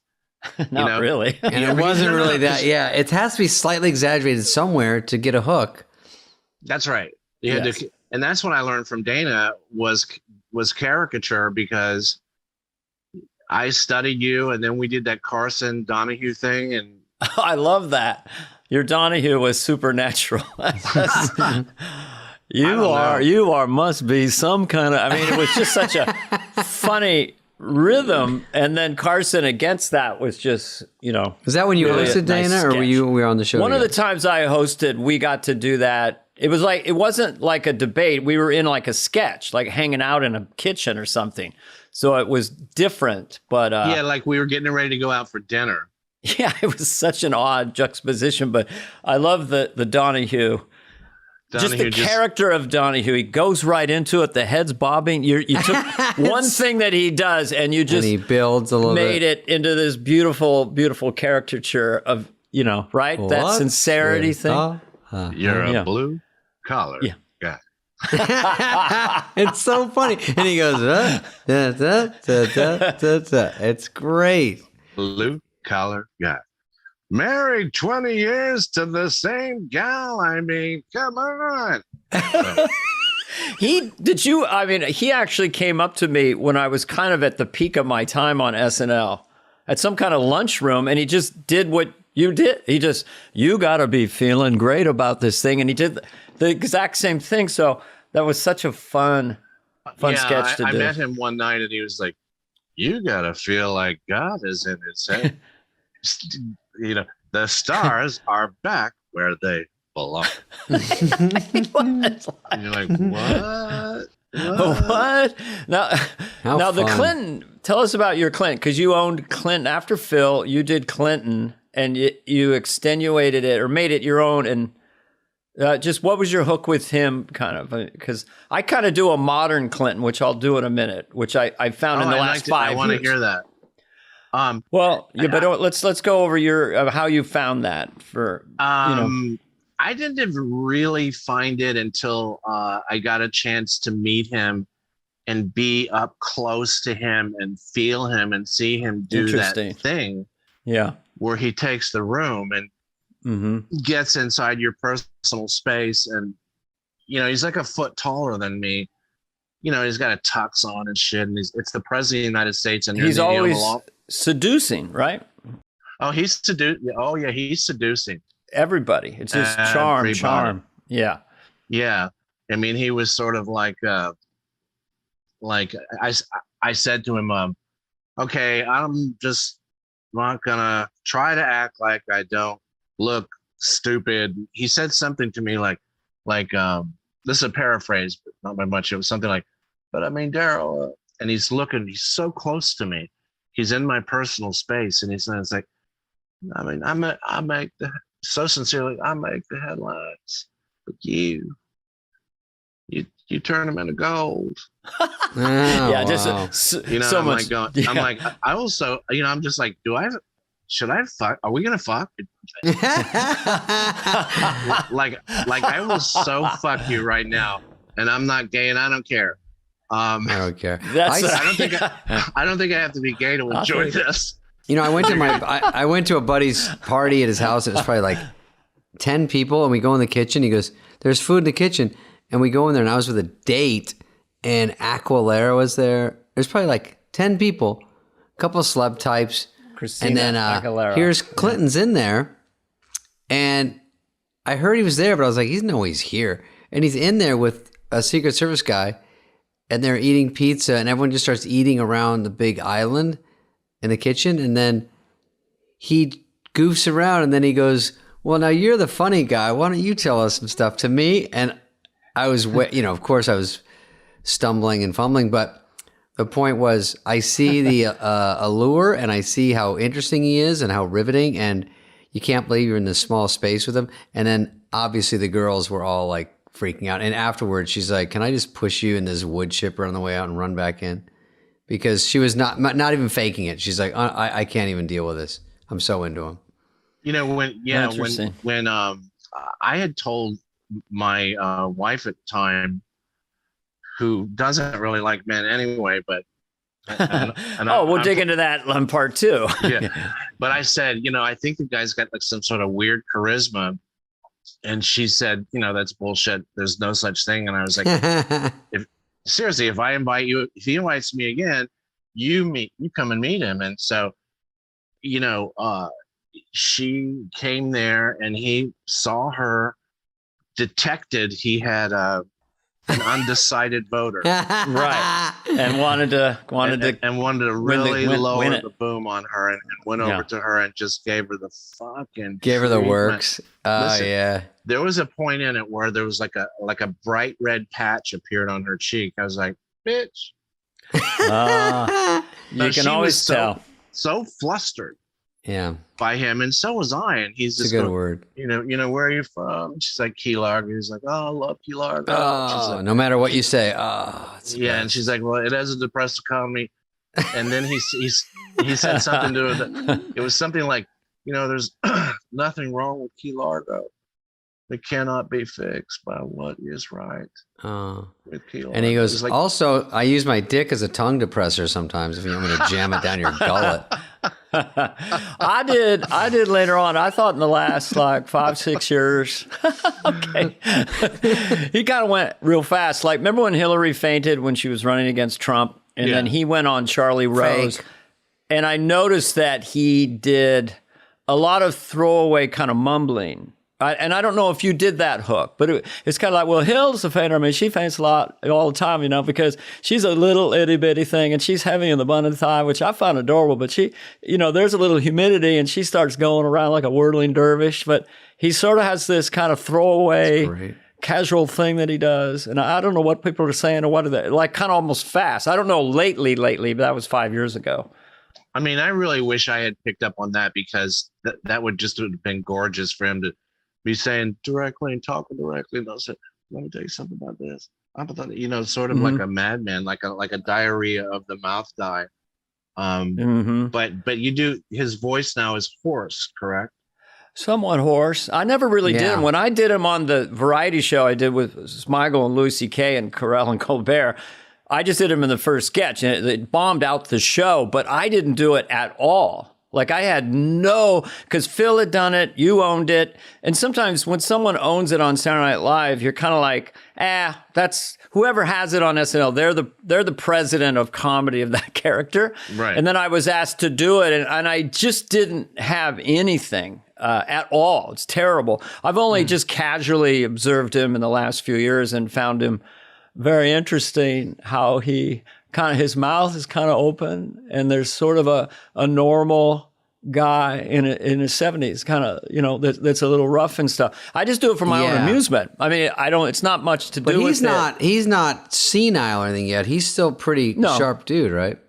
Oh, yeah. He's thin. He got thin. Yeah.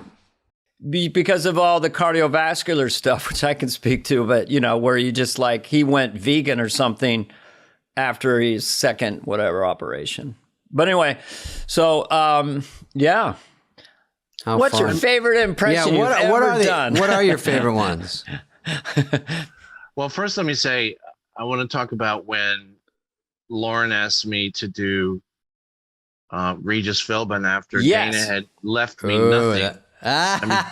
Dana took every crumb.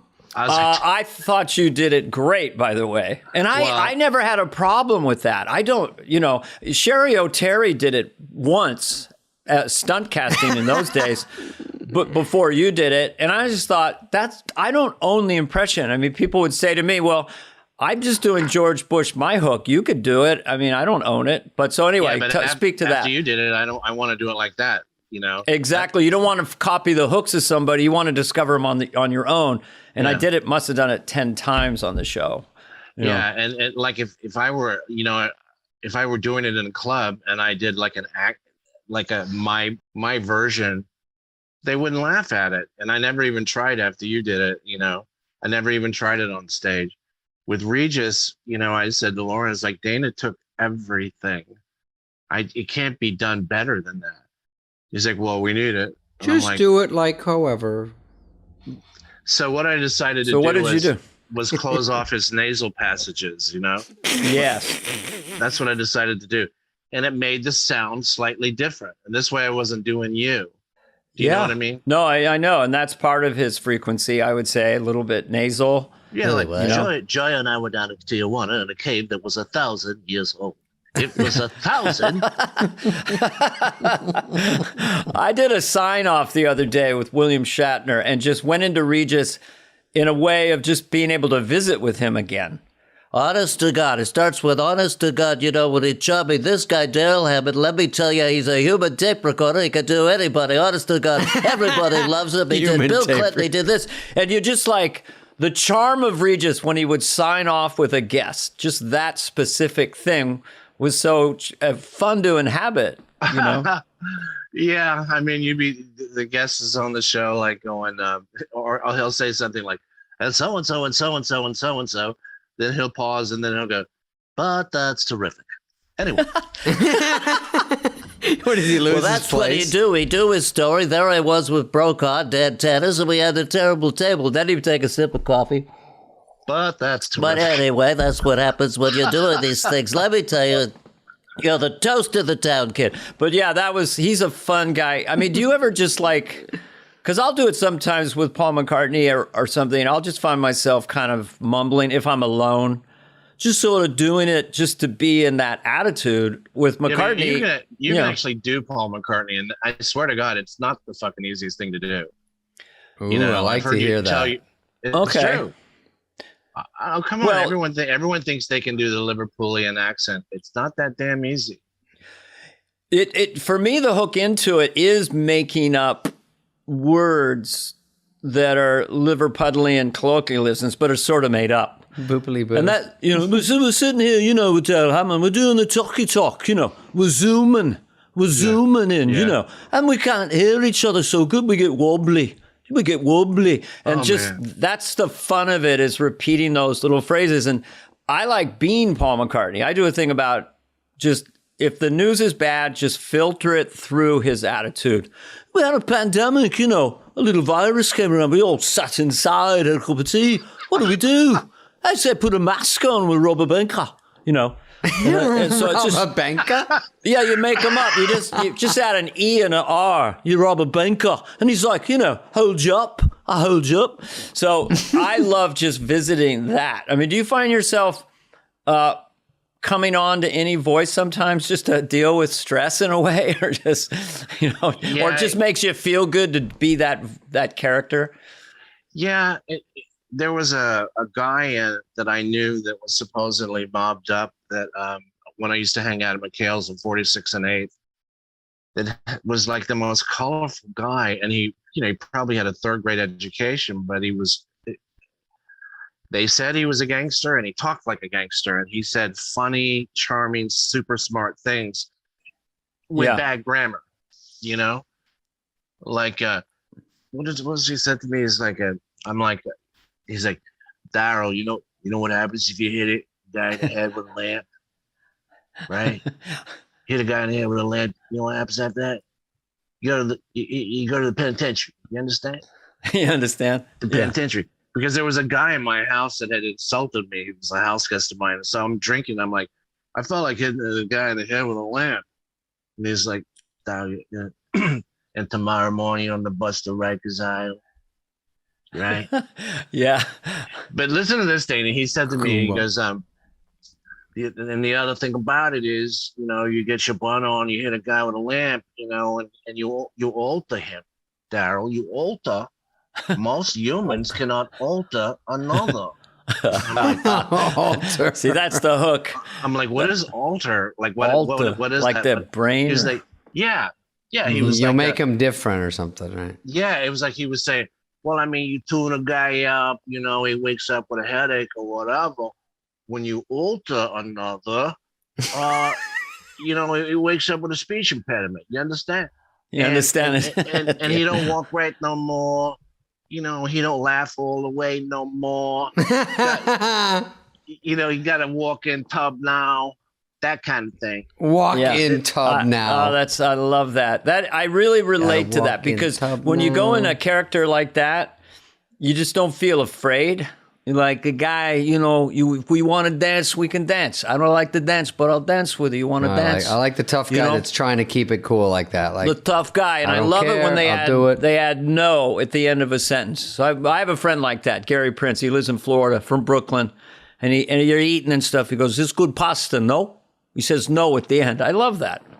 Good pasta, no?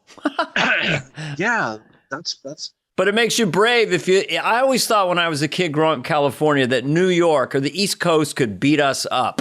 Like if there was they came at us, they're just so tough, and what the fuck you gonna do? I got these drivers I'm always faithful to my wife.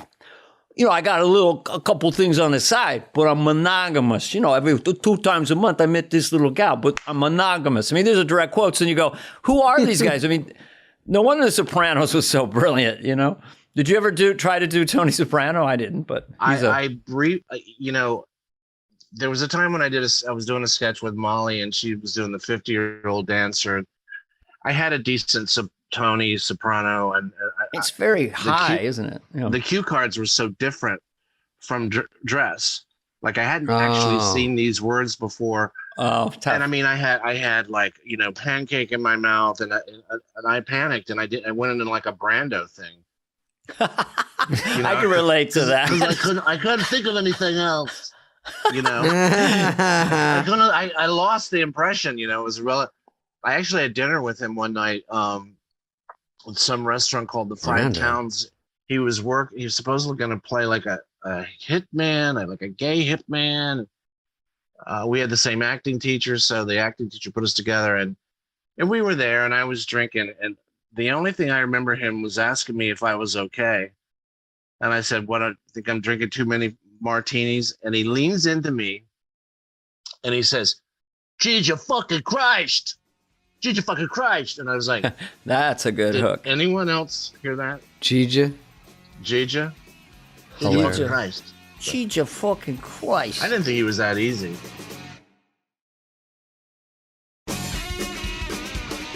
The guy that mystifies me, have you ever done a Shatner? You know what?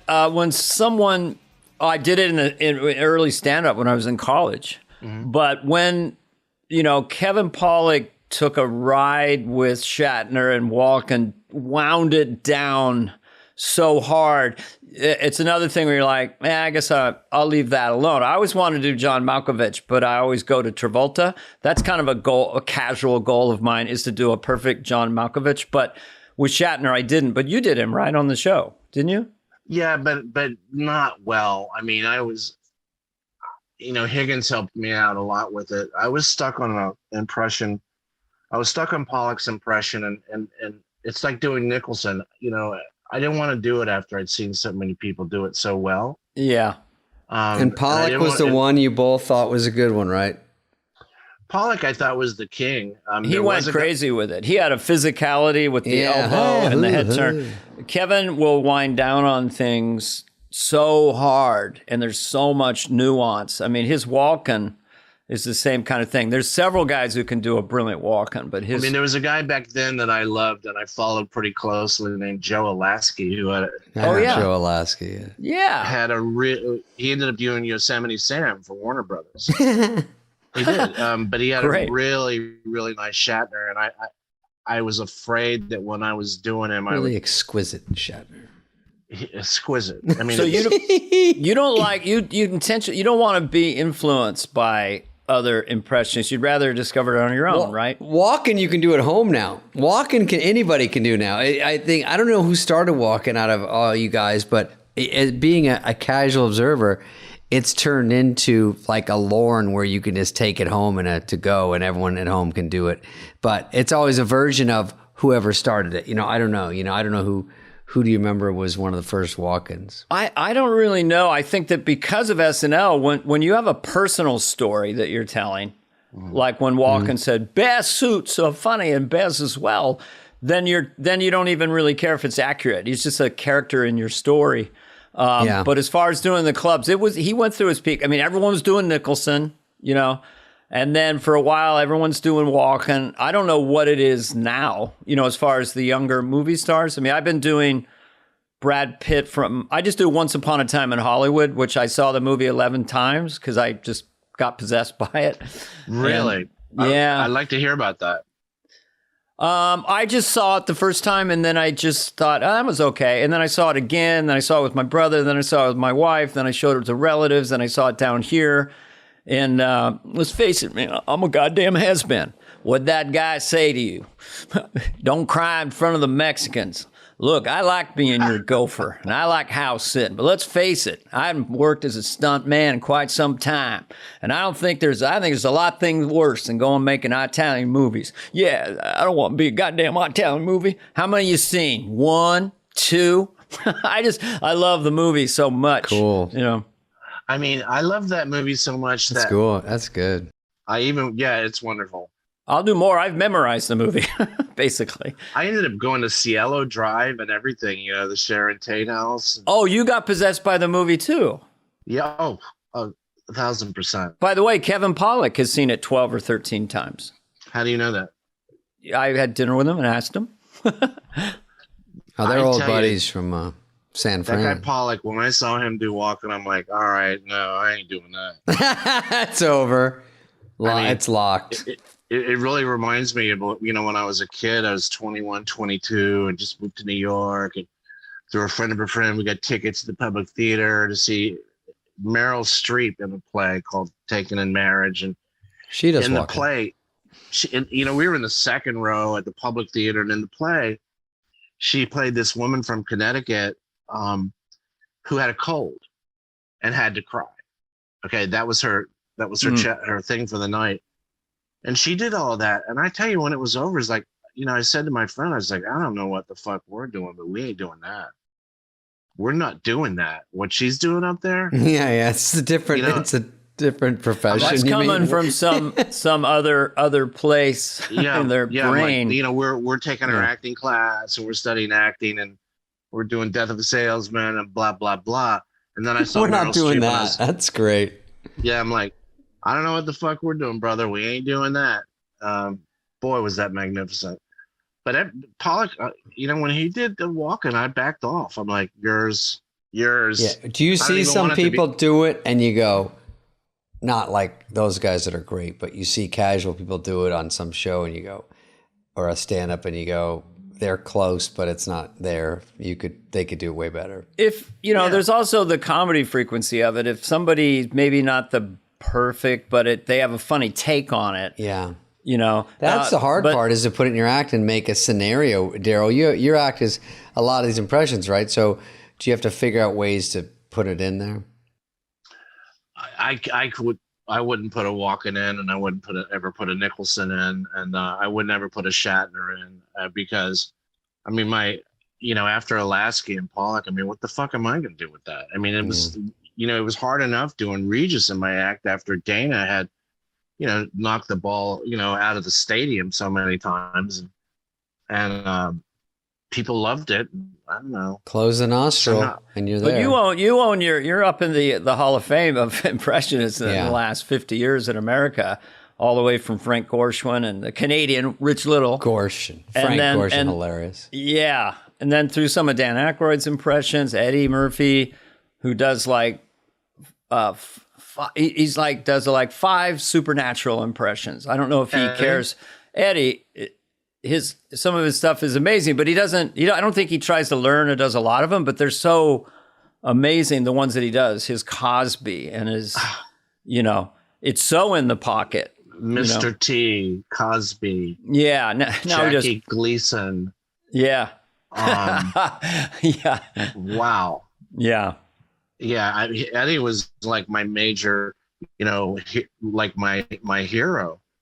Because the first guy I ever saw that was consistently funny with his impressions, and I was so well. He was. There's no one like him. We talk about the history of Saturday Night Live, and he was 19 or 20, and he just exploded off the screen. On SNL, I was still busting tables, so I don't know how people get that confidence at that young age. We've kind of touched on that, but it's amazing to me. But also the vocal dexterity, as Michael Jackson was also spot on. Again, not and that easy singing to as do. Stevie Wonder, singing beautifully. Oh my God, yeah. Oh, he can sing too, which is hard to do. If you can really sing and add that level in. Did you ever do a singing impression, Daryl? I don't know if I have really. It's not one of my gifts, singing. There was a time in my life when I experimented briefly with doing Anthony Newley. Anthony Newley. Oh him? wow, the funny man can't. Whatever. He's got giant eyebrows from the Who can make 70s. the sunrise? Sprinkle it good. Yeah. Well, that was a very dramatic voice. I don't know if many people. Spade is yawning through. No, I didn't. Well, am I on camera? Yeah.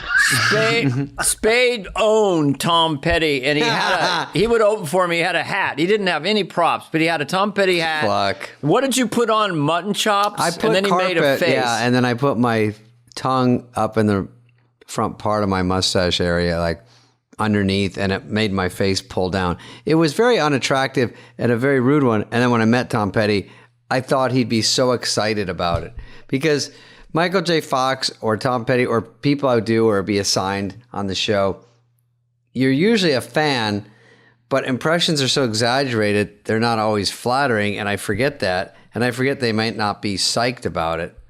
And Tom Petty was pretty cool, and I remember there was an SNL book.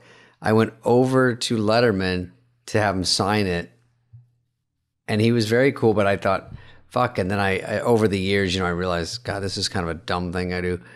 I used to close with an impression, Daryl, of Petty, and I didn't really have impressions, so it was just music would play. Yeah, right? I would sing like him and just play like the ending, and it tied into like a callback too. So it was a big, really wham bam ending, and then Dennis Miller, we did a gig, and I walk out front the next day, and he goes, and I'm holding the hat, and he goes, "You sleep with that thing, Spade?" And he goes, "Time to lose the props, guy. No props." And I go, "That's not really props. It's I just have this and a little xylophone for my Jeopardy bit." He goes, "Those are props."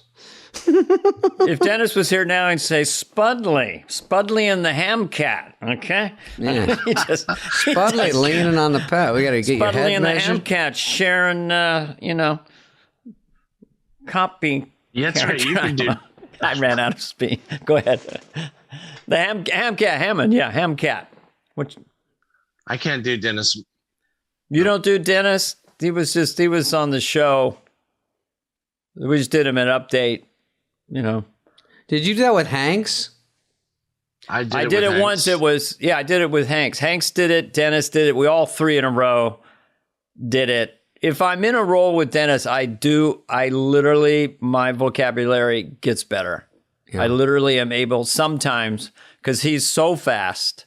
And when you talk to him, even today, he'll drop so many references bombs and on you. weird, funny things. You go, where is this coming from? He's like 2 steps ahead of you.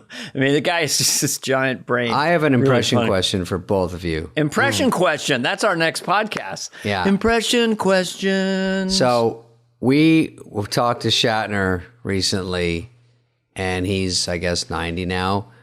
Dana, knowing him growing up and you did your young impression of him, is it that different now? Is the voice different? The voice is pretty, you said at the end, your voice is really strong.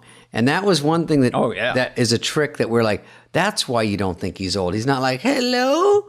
Like 90, you'd think he'd be feeble, but he's like, hey guys, good talking to you. And I'm like, holy fuck, you're right. That was a strong voice. And is he that much different now, or is it still about the same type of moves he has? Yeah.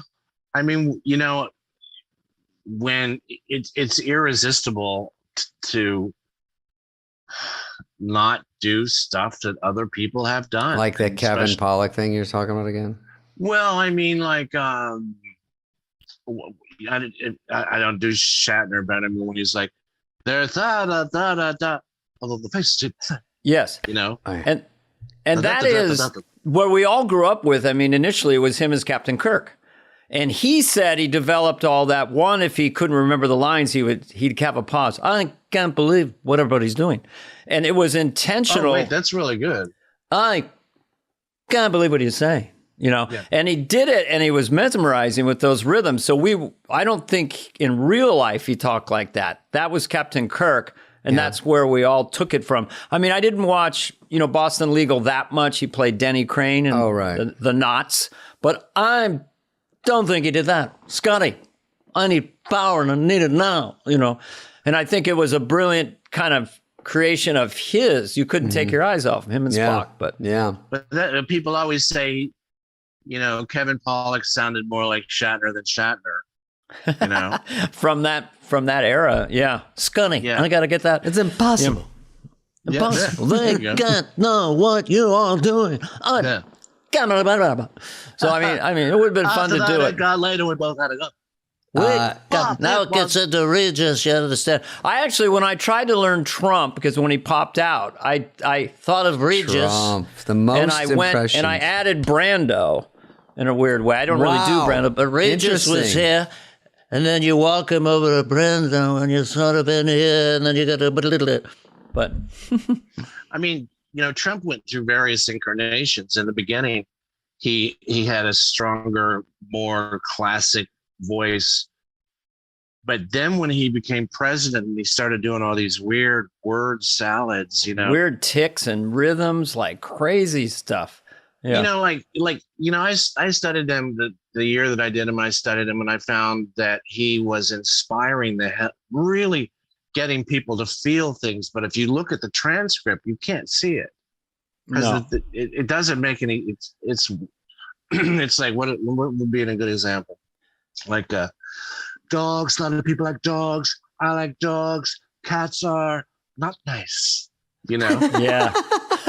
Yeah, I know. Nice. I mean, was he? Nice. Did you watch Celebrity Apprentice? I assume did a lot of people when he did Celebrity Apprentice? Mm-hmm. I didn't watch it that much, but I don't remember him doing all those. Many people, because he will repeat one phrase like 10 times in 30 seconds. We're doing a lot of things. We're doing good things. Good things. Many people are saying many good things.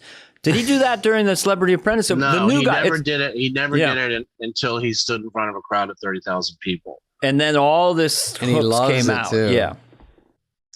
Yeah. I mean, like I did a show once, in front of 10,000 people in Boston, and I was aware that hearing 10,000 people respond to me was making me larger, faster, different. Yeah, just different. Yeah. So I'm and you don't even know it right away. You're just sort of matching their energy, and you're like, oh shit, I'm getting off my game here. Yeah, and I mean, this was the only time I ever had done that or have done that. And all of a sudden I was aware that I was moving differently. My voice was crisper. My segues were shorter. Like, oh, that's interesting. I was becoming a different comic up there. That's cool. And I do think if you don't feel like, if the crowd is so big, it is a little bit like a stand-up trick to repeat your premise over and over again, you know? Mm-hmm. We're going to win. We're going to win. We're going to win so much. You're going to say we don't want to win so much. We're going to win. We're winning. And you can't hardly exaggerate it. You're going to say we don't want to win so much. Yeah, that's what it's a quote. You know, he had a meme online that came directly from Huey P. Long, the former colorful governor of Louisiana. And Huey P. Long used to say, "It's not me they're after, it's you. I'm just in the way." And that's what people, his base, walked away feeling every time, like, yeah, there are people after my way of life. Yeah, we did get fucked. And on some level, a lot of them did, you know, with that real estate scam and all of that. But Trump has, my impression of him when I was around him was that he could see right through me, like a street guy, like a hustler, you know? Yeah. Definitely. I had a Russian hygienist. This will make sense in a second. She said Putin is trained. He's KGB. He can dissect anyone psychologically. He'll get the power. But I just wonder, he goes up against this other kind of altered, sort of quirky guy. And you always wonder the relationship between Trump and these, you know, Putin. Because Putin probably like, how do I figure this guy out? What am I supposed to say to him? Because Trump was you're so beautiful. And I always felt he's like a mob boss. They always go, oh, he kisses ass dictators. I thought it was a total manipulation. We had a beautiful friendship. I love him. And then if you look at his policies, he was sticking him in the back. That's a mob boss thing, right? Yeah. I love you. Who loves you? And then he could do a hit on him. What do you think? I don't know. I thought he treated Putin pretty good, didn't he? Well, he armed the Ukrainians, which made Putin crazy. He did everything he could to stop the second Nord Stream pipeline. I mean, he had it at the bottom of the Black Sea, which was the second natural gas pipeline, you know. And then he bombed the shit out of him in Syria and stuff. I mean, it wasn't. And then there were the diplomats, but it was subtle things. But that was juxtaposed to we're really close. Well, what so about it's odd. What do you both think? By the time Alec was doing Trump, he sort of had, and he's not an impressionist, but he sort of had to do just a very make-up, exaggerated version at that point.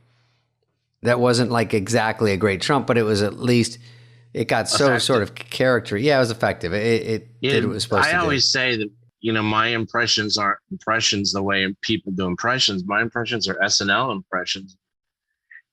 How to do it there when the stuff isn't written till the last second. Yeah, it's very hard. And I finally settled on, and I did this with, you know, there were a number of impressions that I was funny with that weren't vocally, you know, what I was accustomed to doing. But, you know, with him, I mean, he was killing. Yeah. Okay. What else do you have to say? And, you know, Alec is Alec is kind of a strong, like, yeah, guy. He's a really strong guy. And Presence. Trump is a big, strong guy, you know. And so there was a match there in a way, and it was very effective. It really worked. And Alec Baldwin just knows how to land a laugh in that studio, you know, on every yeah, I sketch. think he got it down to where he could get it. Plus, the crowd is so ready to pounce on Trump, so he could give a joke that's a 6 out of 10. They'll give it a 9. Yeah, I mean, the thing is that he was killing. And after that, I don't know what else to say. Yeah. You know, the whole point is, you know, Lauren had said, you know, it's okay to back off from an impression if that makes it funnier. It's okay to caricature it. I even had, you know, like those Hirschfeld drawings where he did all those exaggerations. Yeah. You know, that looked more like Kate Hepburn than Kate Hepburn. Mm-hmm. And so I tried to model myself after that. But, you know, people would interview me about Alec, and I go, the guy's killing. I don't know what else you want. And also, you know, whatever my crazy is, it doesn't extend to not wanting other people to score. Do you know what I mean? Yeah. I don't own that character. It's not mine. I played at Yankee Stadium. I don't own third base. You know what I mean? Yeah. And I don't, it would be like being a hitter in the big leagues, and you don't want the other hitters you expect the other hitters to not do well. Well, I didn't even think of it that way because I guess you had done it. And, yeah, I get it. But well, we're part of a fraternity, so it's not glamorous. I mean, we know that Alec, they're getting the wig on. He's got glue. He's sweating. He's trying to get a drink of water. It'll be in the cards. It's just, emotional combat being on that show. In the end, and I've been in the studio when they're getting ready for the cold opening. I was doing a little guest spot, and it's like nerve wracking. You see them getting ready. This is the start of the show. Hopefully, God willing, this works, And then everything goes dead silent right before. Everyone's like, so you just have props for, anyone who does that. It's not easy. Who can do it and not show. And then from the floor, Chris is going, 30 seconds. Yeah. And you're like, 5 okay, seconds. 5 seconds.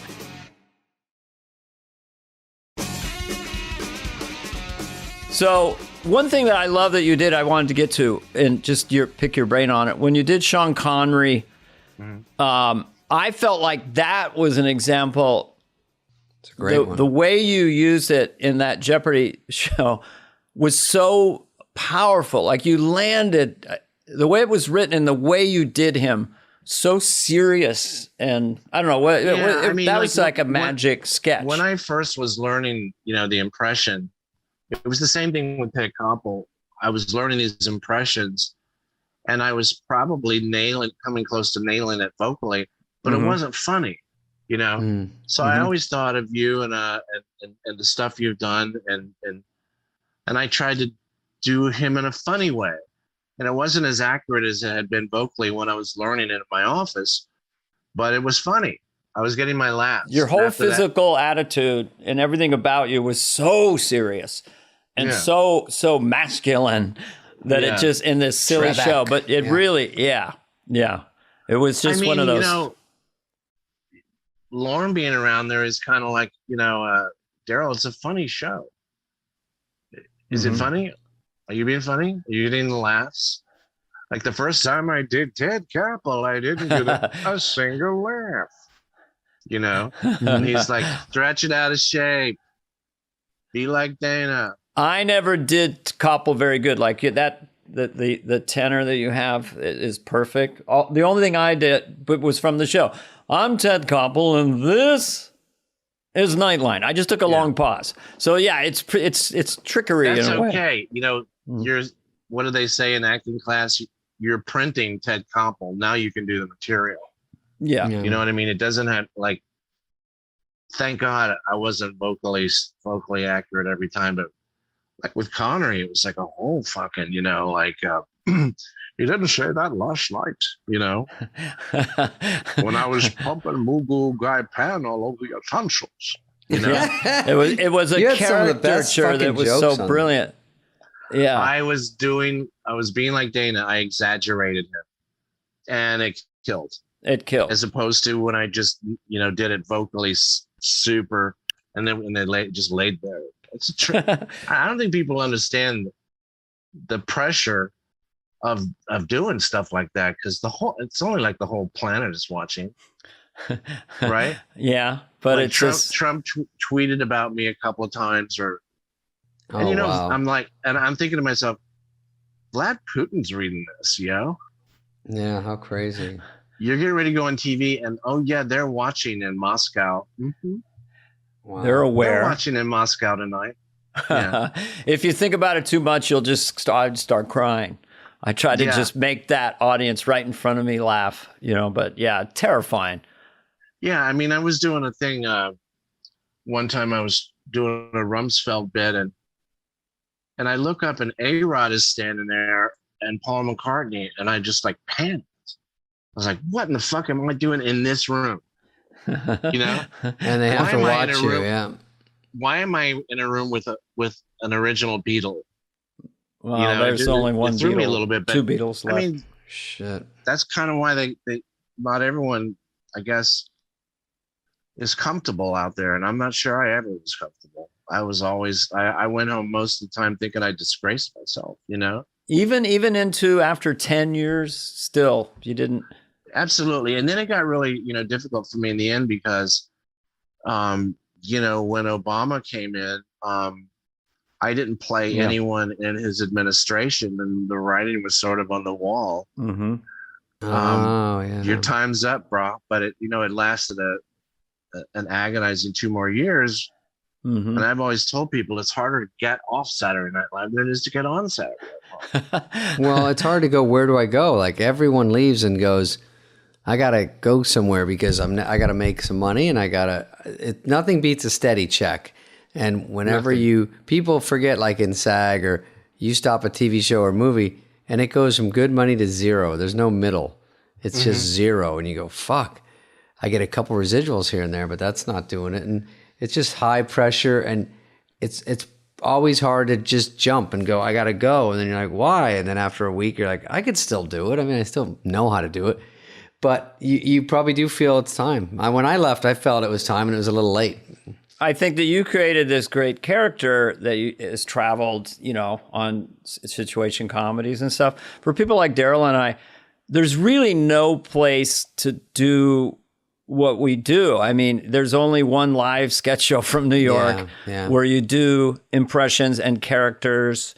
There's nothing quite like it. So I could see why it's hard to let it go. It's strange to come back. And, you always have some part of your brain like, God, why couldn't I have done this a long time? But, Carol Burnett did 9 years. I mean, there were these variety shows just aren't around. I tried it in prime time. I think Martin Short did. There was In Living Color, which was its own different style. But generally speaking, to do sketch comedy, it's just SNL. They have their own lane, really. So that's and they know how to do it the best. His costumes are great. When it works, it's magic. It's live, and they have Kim Kardashian or Wayne Gretzky on there. It's got so many things Dana about it. taught me that in dress rehearsal and tech rehearsal, when you're saying live from New York, you never say it's live from New York. It's Saturday night. You always say live from New York. It's gobbledygook. I always hope I'm peaking on air. I always hope that when I was on the air show, the report card part of my brain is going, this is the best I've done it this week. You hate to peak at dress. We've talked about that, but we did talk about it a lot. And you said, it's sort of like get your bearings, know where your mark is, get the voice right, get familiar with the language, get some laughs. And, but you said something bizarre to me. You said, save something for air. It's hard to do, but It didn't make any. Yeah. It's very difficult. Well, but you want to get on and you go, oh, I saved too much because the sketch got cut. Well, you have to know if you're in the cold opening, you're probably going to go on, but, it's a real mental thing, SNL, and to try to turn the tables of confidence where you're like, I can't wait to show them what I'm going to do. Same thing with stand-up. We all do stand-up, and some nights you're just in such command and control. Yeah. You're just dominating, And then some nights it's just, you just feel awkward, and it's hard when you're on live TV. Nothing worse than doing air, and about 20 seconds into air, you're like, they're not as good of a crowd. There's nothing quite like going, so I've done this before, and it's killed before, and I don't know what's wrong with you. This killed on Letterman, but it's not killing at Yuck Yucks. Yeah. So it reverses right. I mean, you haven't been in front of a crowd and it's like you're 2 or 3 minutes in and you're going, oh, wait, they don't get me. Yeah, they're not buying it. They don't get. I just threw my high hard when I threw my fastball, like 3 fastballs. Yeah. It's just not happening tonight. I just try to break it down then. Just start doing crowd work or something. Just Mayday. Shake it up, yeah. I always think if you're not buying the first 3 jokes, you're not going to like the last 3. They're all about the same. Like if you don't think I'm funny, it's all about like this. Yeah. I just gave you my best shit right there, and you just sat there like a pool of carp, Yeah, fuck. Oh, gross. Why did we choose this life path? We're crazy. We're crazy people. Well, Daryl, we're nutty theater folk. Anything else for Daryl, Dana? What do you think? I've just enjoyed this so much. We're loving this, and I say this every time. I just like hanging out with people that I've had interactions with, and especially had touchstones with Saturday Night Live. So it's just so much fun to do this. And I will come on your podcast next time you ask me. Oh, I'm asking you both right now. I will whenever you just let me know. It's really difficult. For a while we were doing well. We had we had Jane Fonda. And, wow. we had some pretty cool people on, and we did a decent job. But Jesus, once I don't work that much, but my partner Chris Millhouse works a lot. He produces, so it's hard to get it together sometimes. But it is. The key to podcasting is to make it as easy as possible. So you keep doing. Like if you guys would come on, of course, that would give us a huge boom. And any form of servitude I could do for either one of you, let me know, because I got a setup here. I'll get rid of this buzz, but yeah, let me know. I'm happy to come on, and I'm gonna have someone transcribe this, and then we'll read it like a script. We'll just do what we just did. Like, but this worked really well. Let's just do this. I think that's what we should do. How do I say thanks? You don't have to say thanks. You just came on our podcast. Yeah, that's great. I know, but it was a really good experience, and it just feels good to talk about comedy. And you're both funny as fuck. Last time I saw Spade was at Comedy Store, and you fucking crushed. Oh, I love it. Thank you. Spade knows how to do stand up extremely well. He is extremely good at stand up. Yes. Right. Well, I didn't do many impressions on the show, and it's sort of fun for me too, because it's different mechanisms. There's different reasons people on the show, but it's so fun. I'm always so jealous when I see good impressions. It's so fun to watch, and just even watching you guys do it, this whole talk is hilarious. It's great. I just tell people to throw their voice. Like, I enjoyed Daryl's New York guy as much as any impression. And, you know, sometimes you go, well, I'm doing an impression of my brother Brad. Now he's called Garth. But also for young comedians, I go, just throw your voice. Just start talking like this or whatever. Just get it out if you want to do comedy that way. You know? I mean, some of my favorite voices are not famous people. I mean, all the time I lived in New Orleans, and people that I met there, when we do my podcast or you guys come on, there's people I want to do for you that I knew in New Orleans that were out of this world. Love it.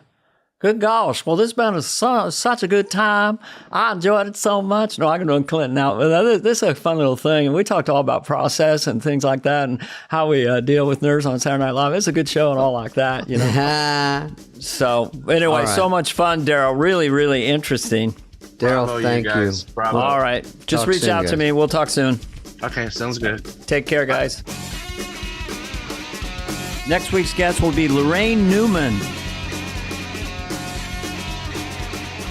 Fly on the Wall has been a presentation of Cadence 13. Please listen, then rate, review, and follow all episodes. Executive produced by Dana Carvey and David Spade, Chris Corcoran of Cadence 13, and Charlie Finan of Brillstein Entertainment. Production and engineering led by Greg Holtzman, Richard Cook, Serena Regan, and Chris Basil of Cadence 13.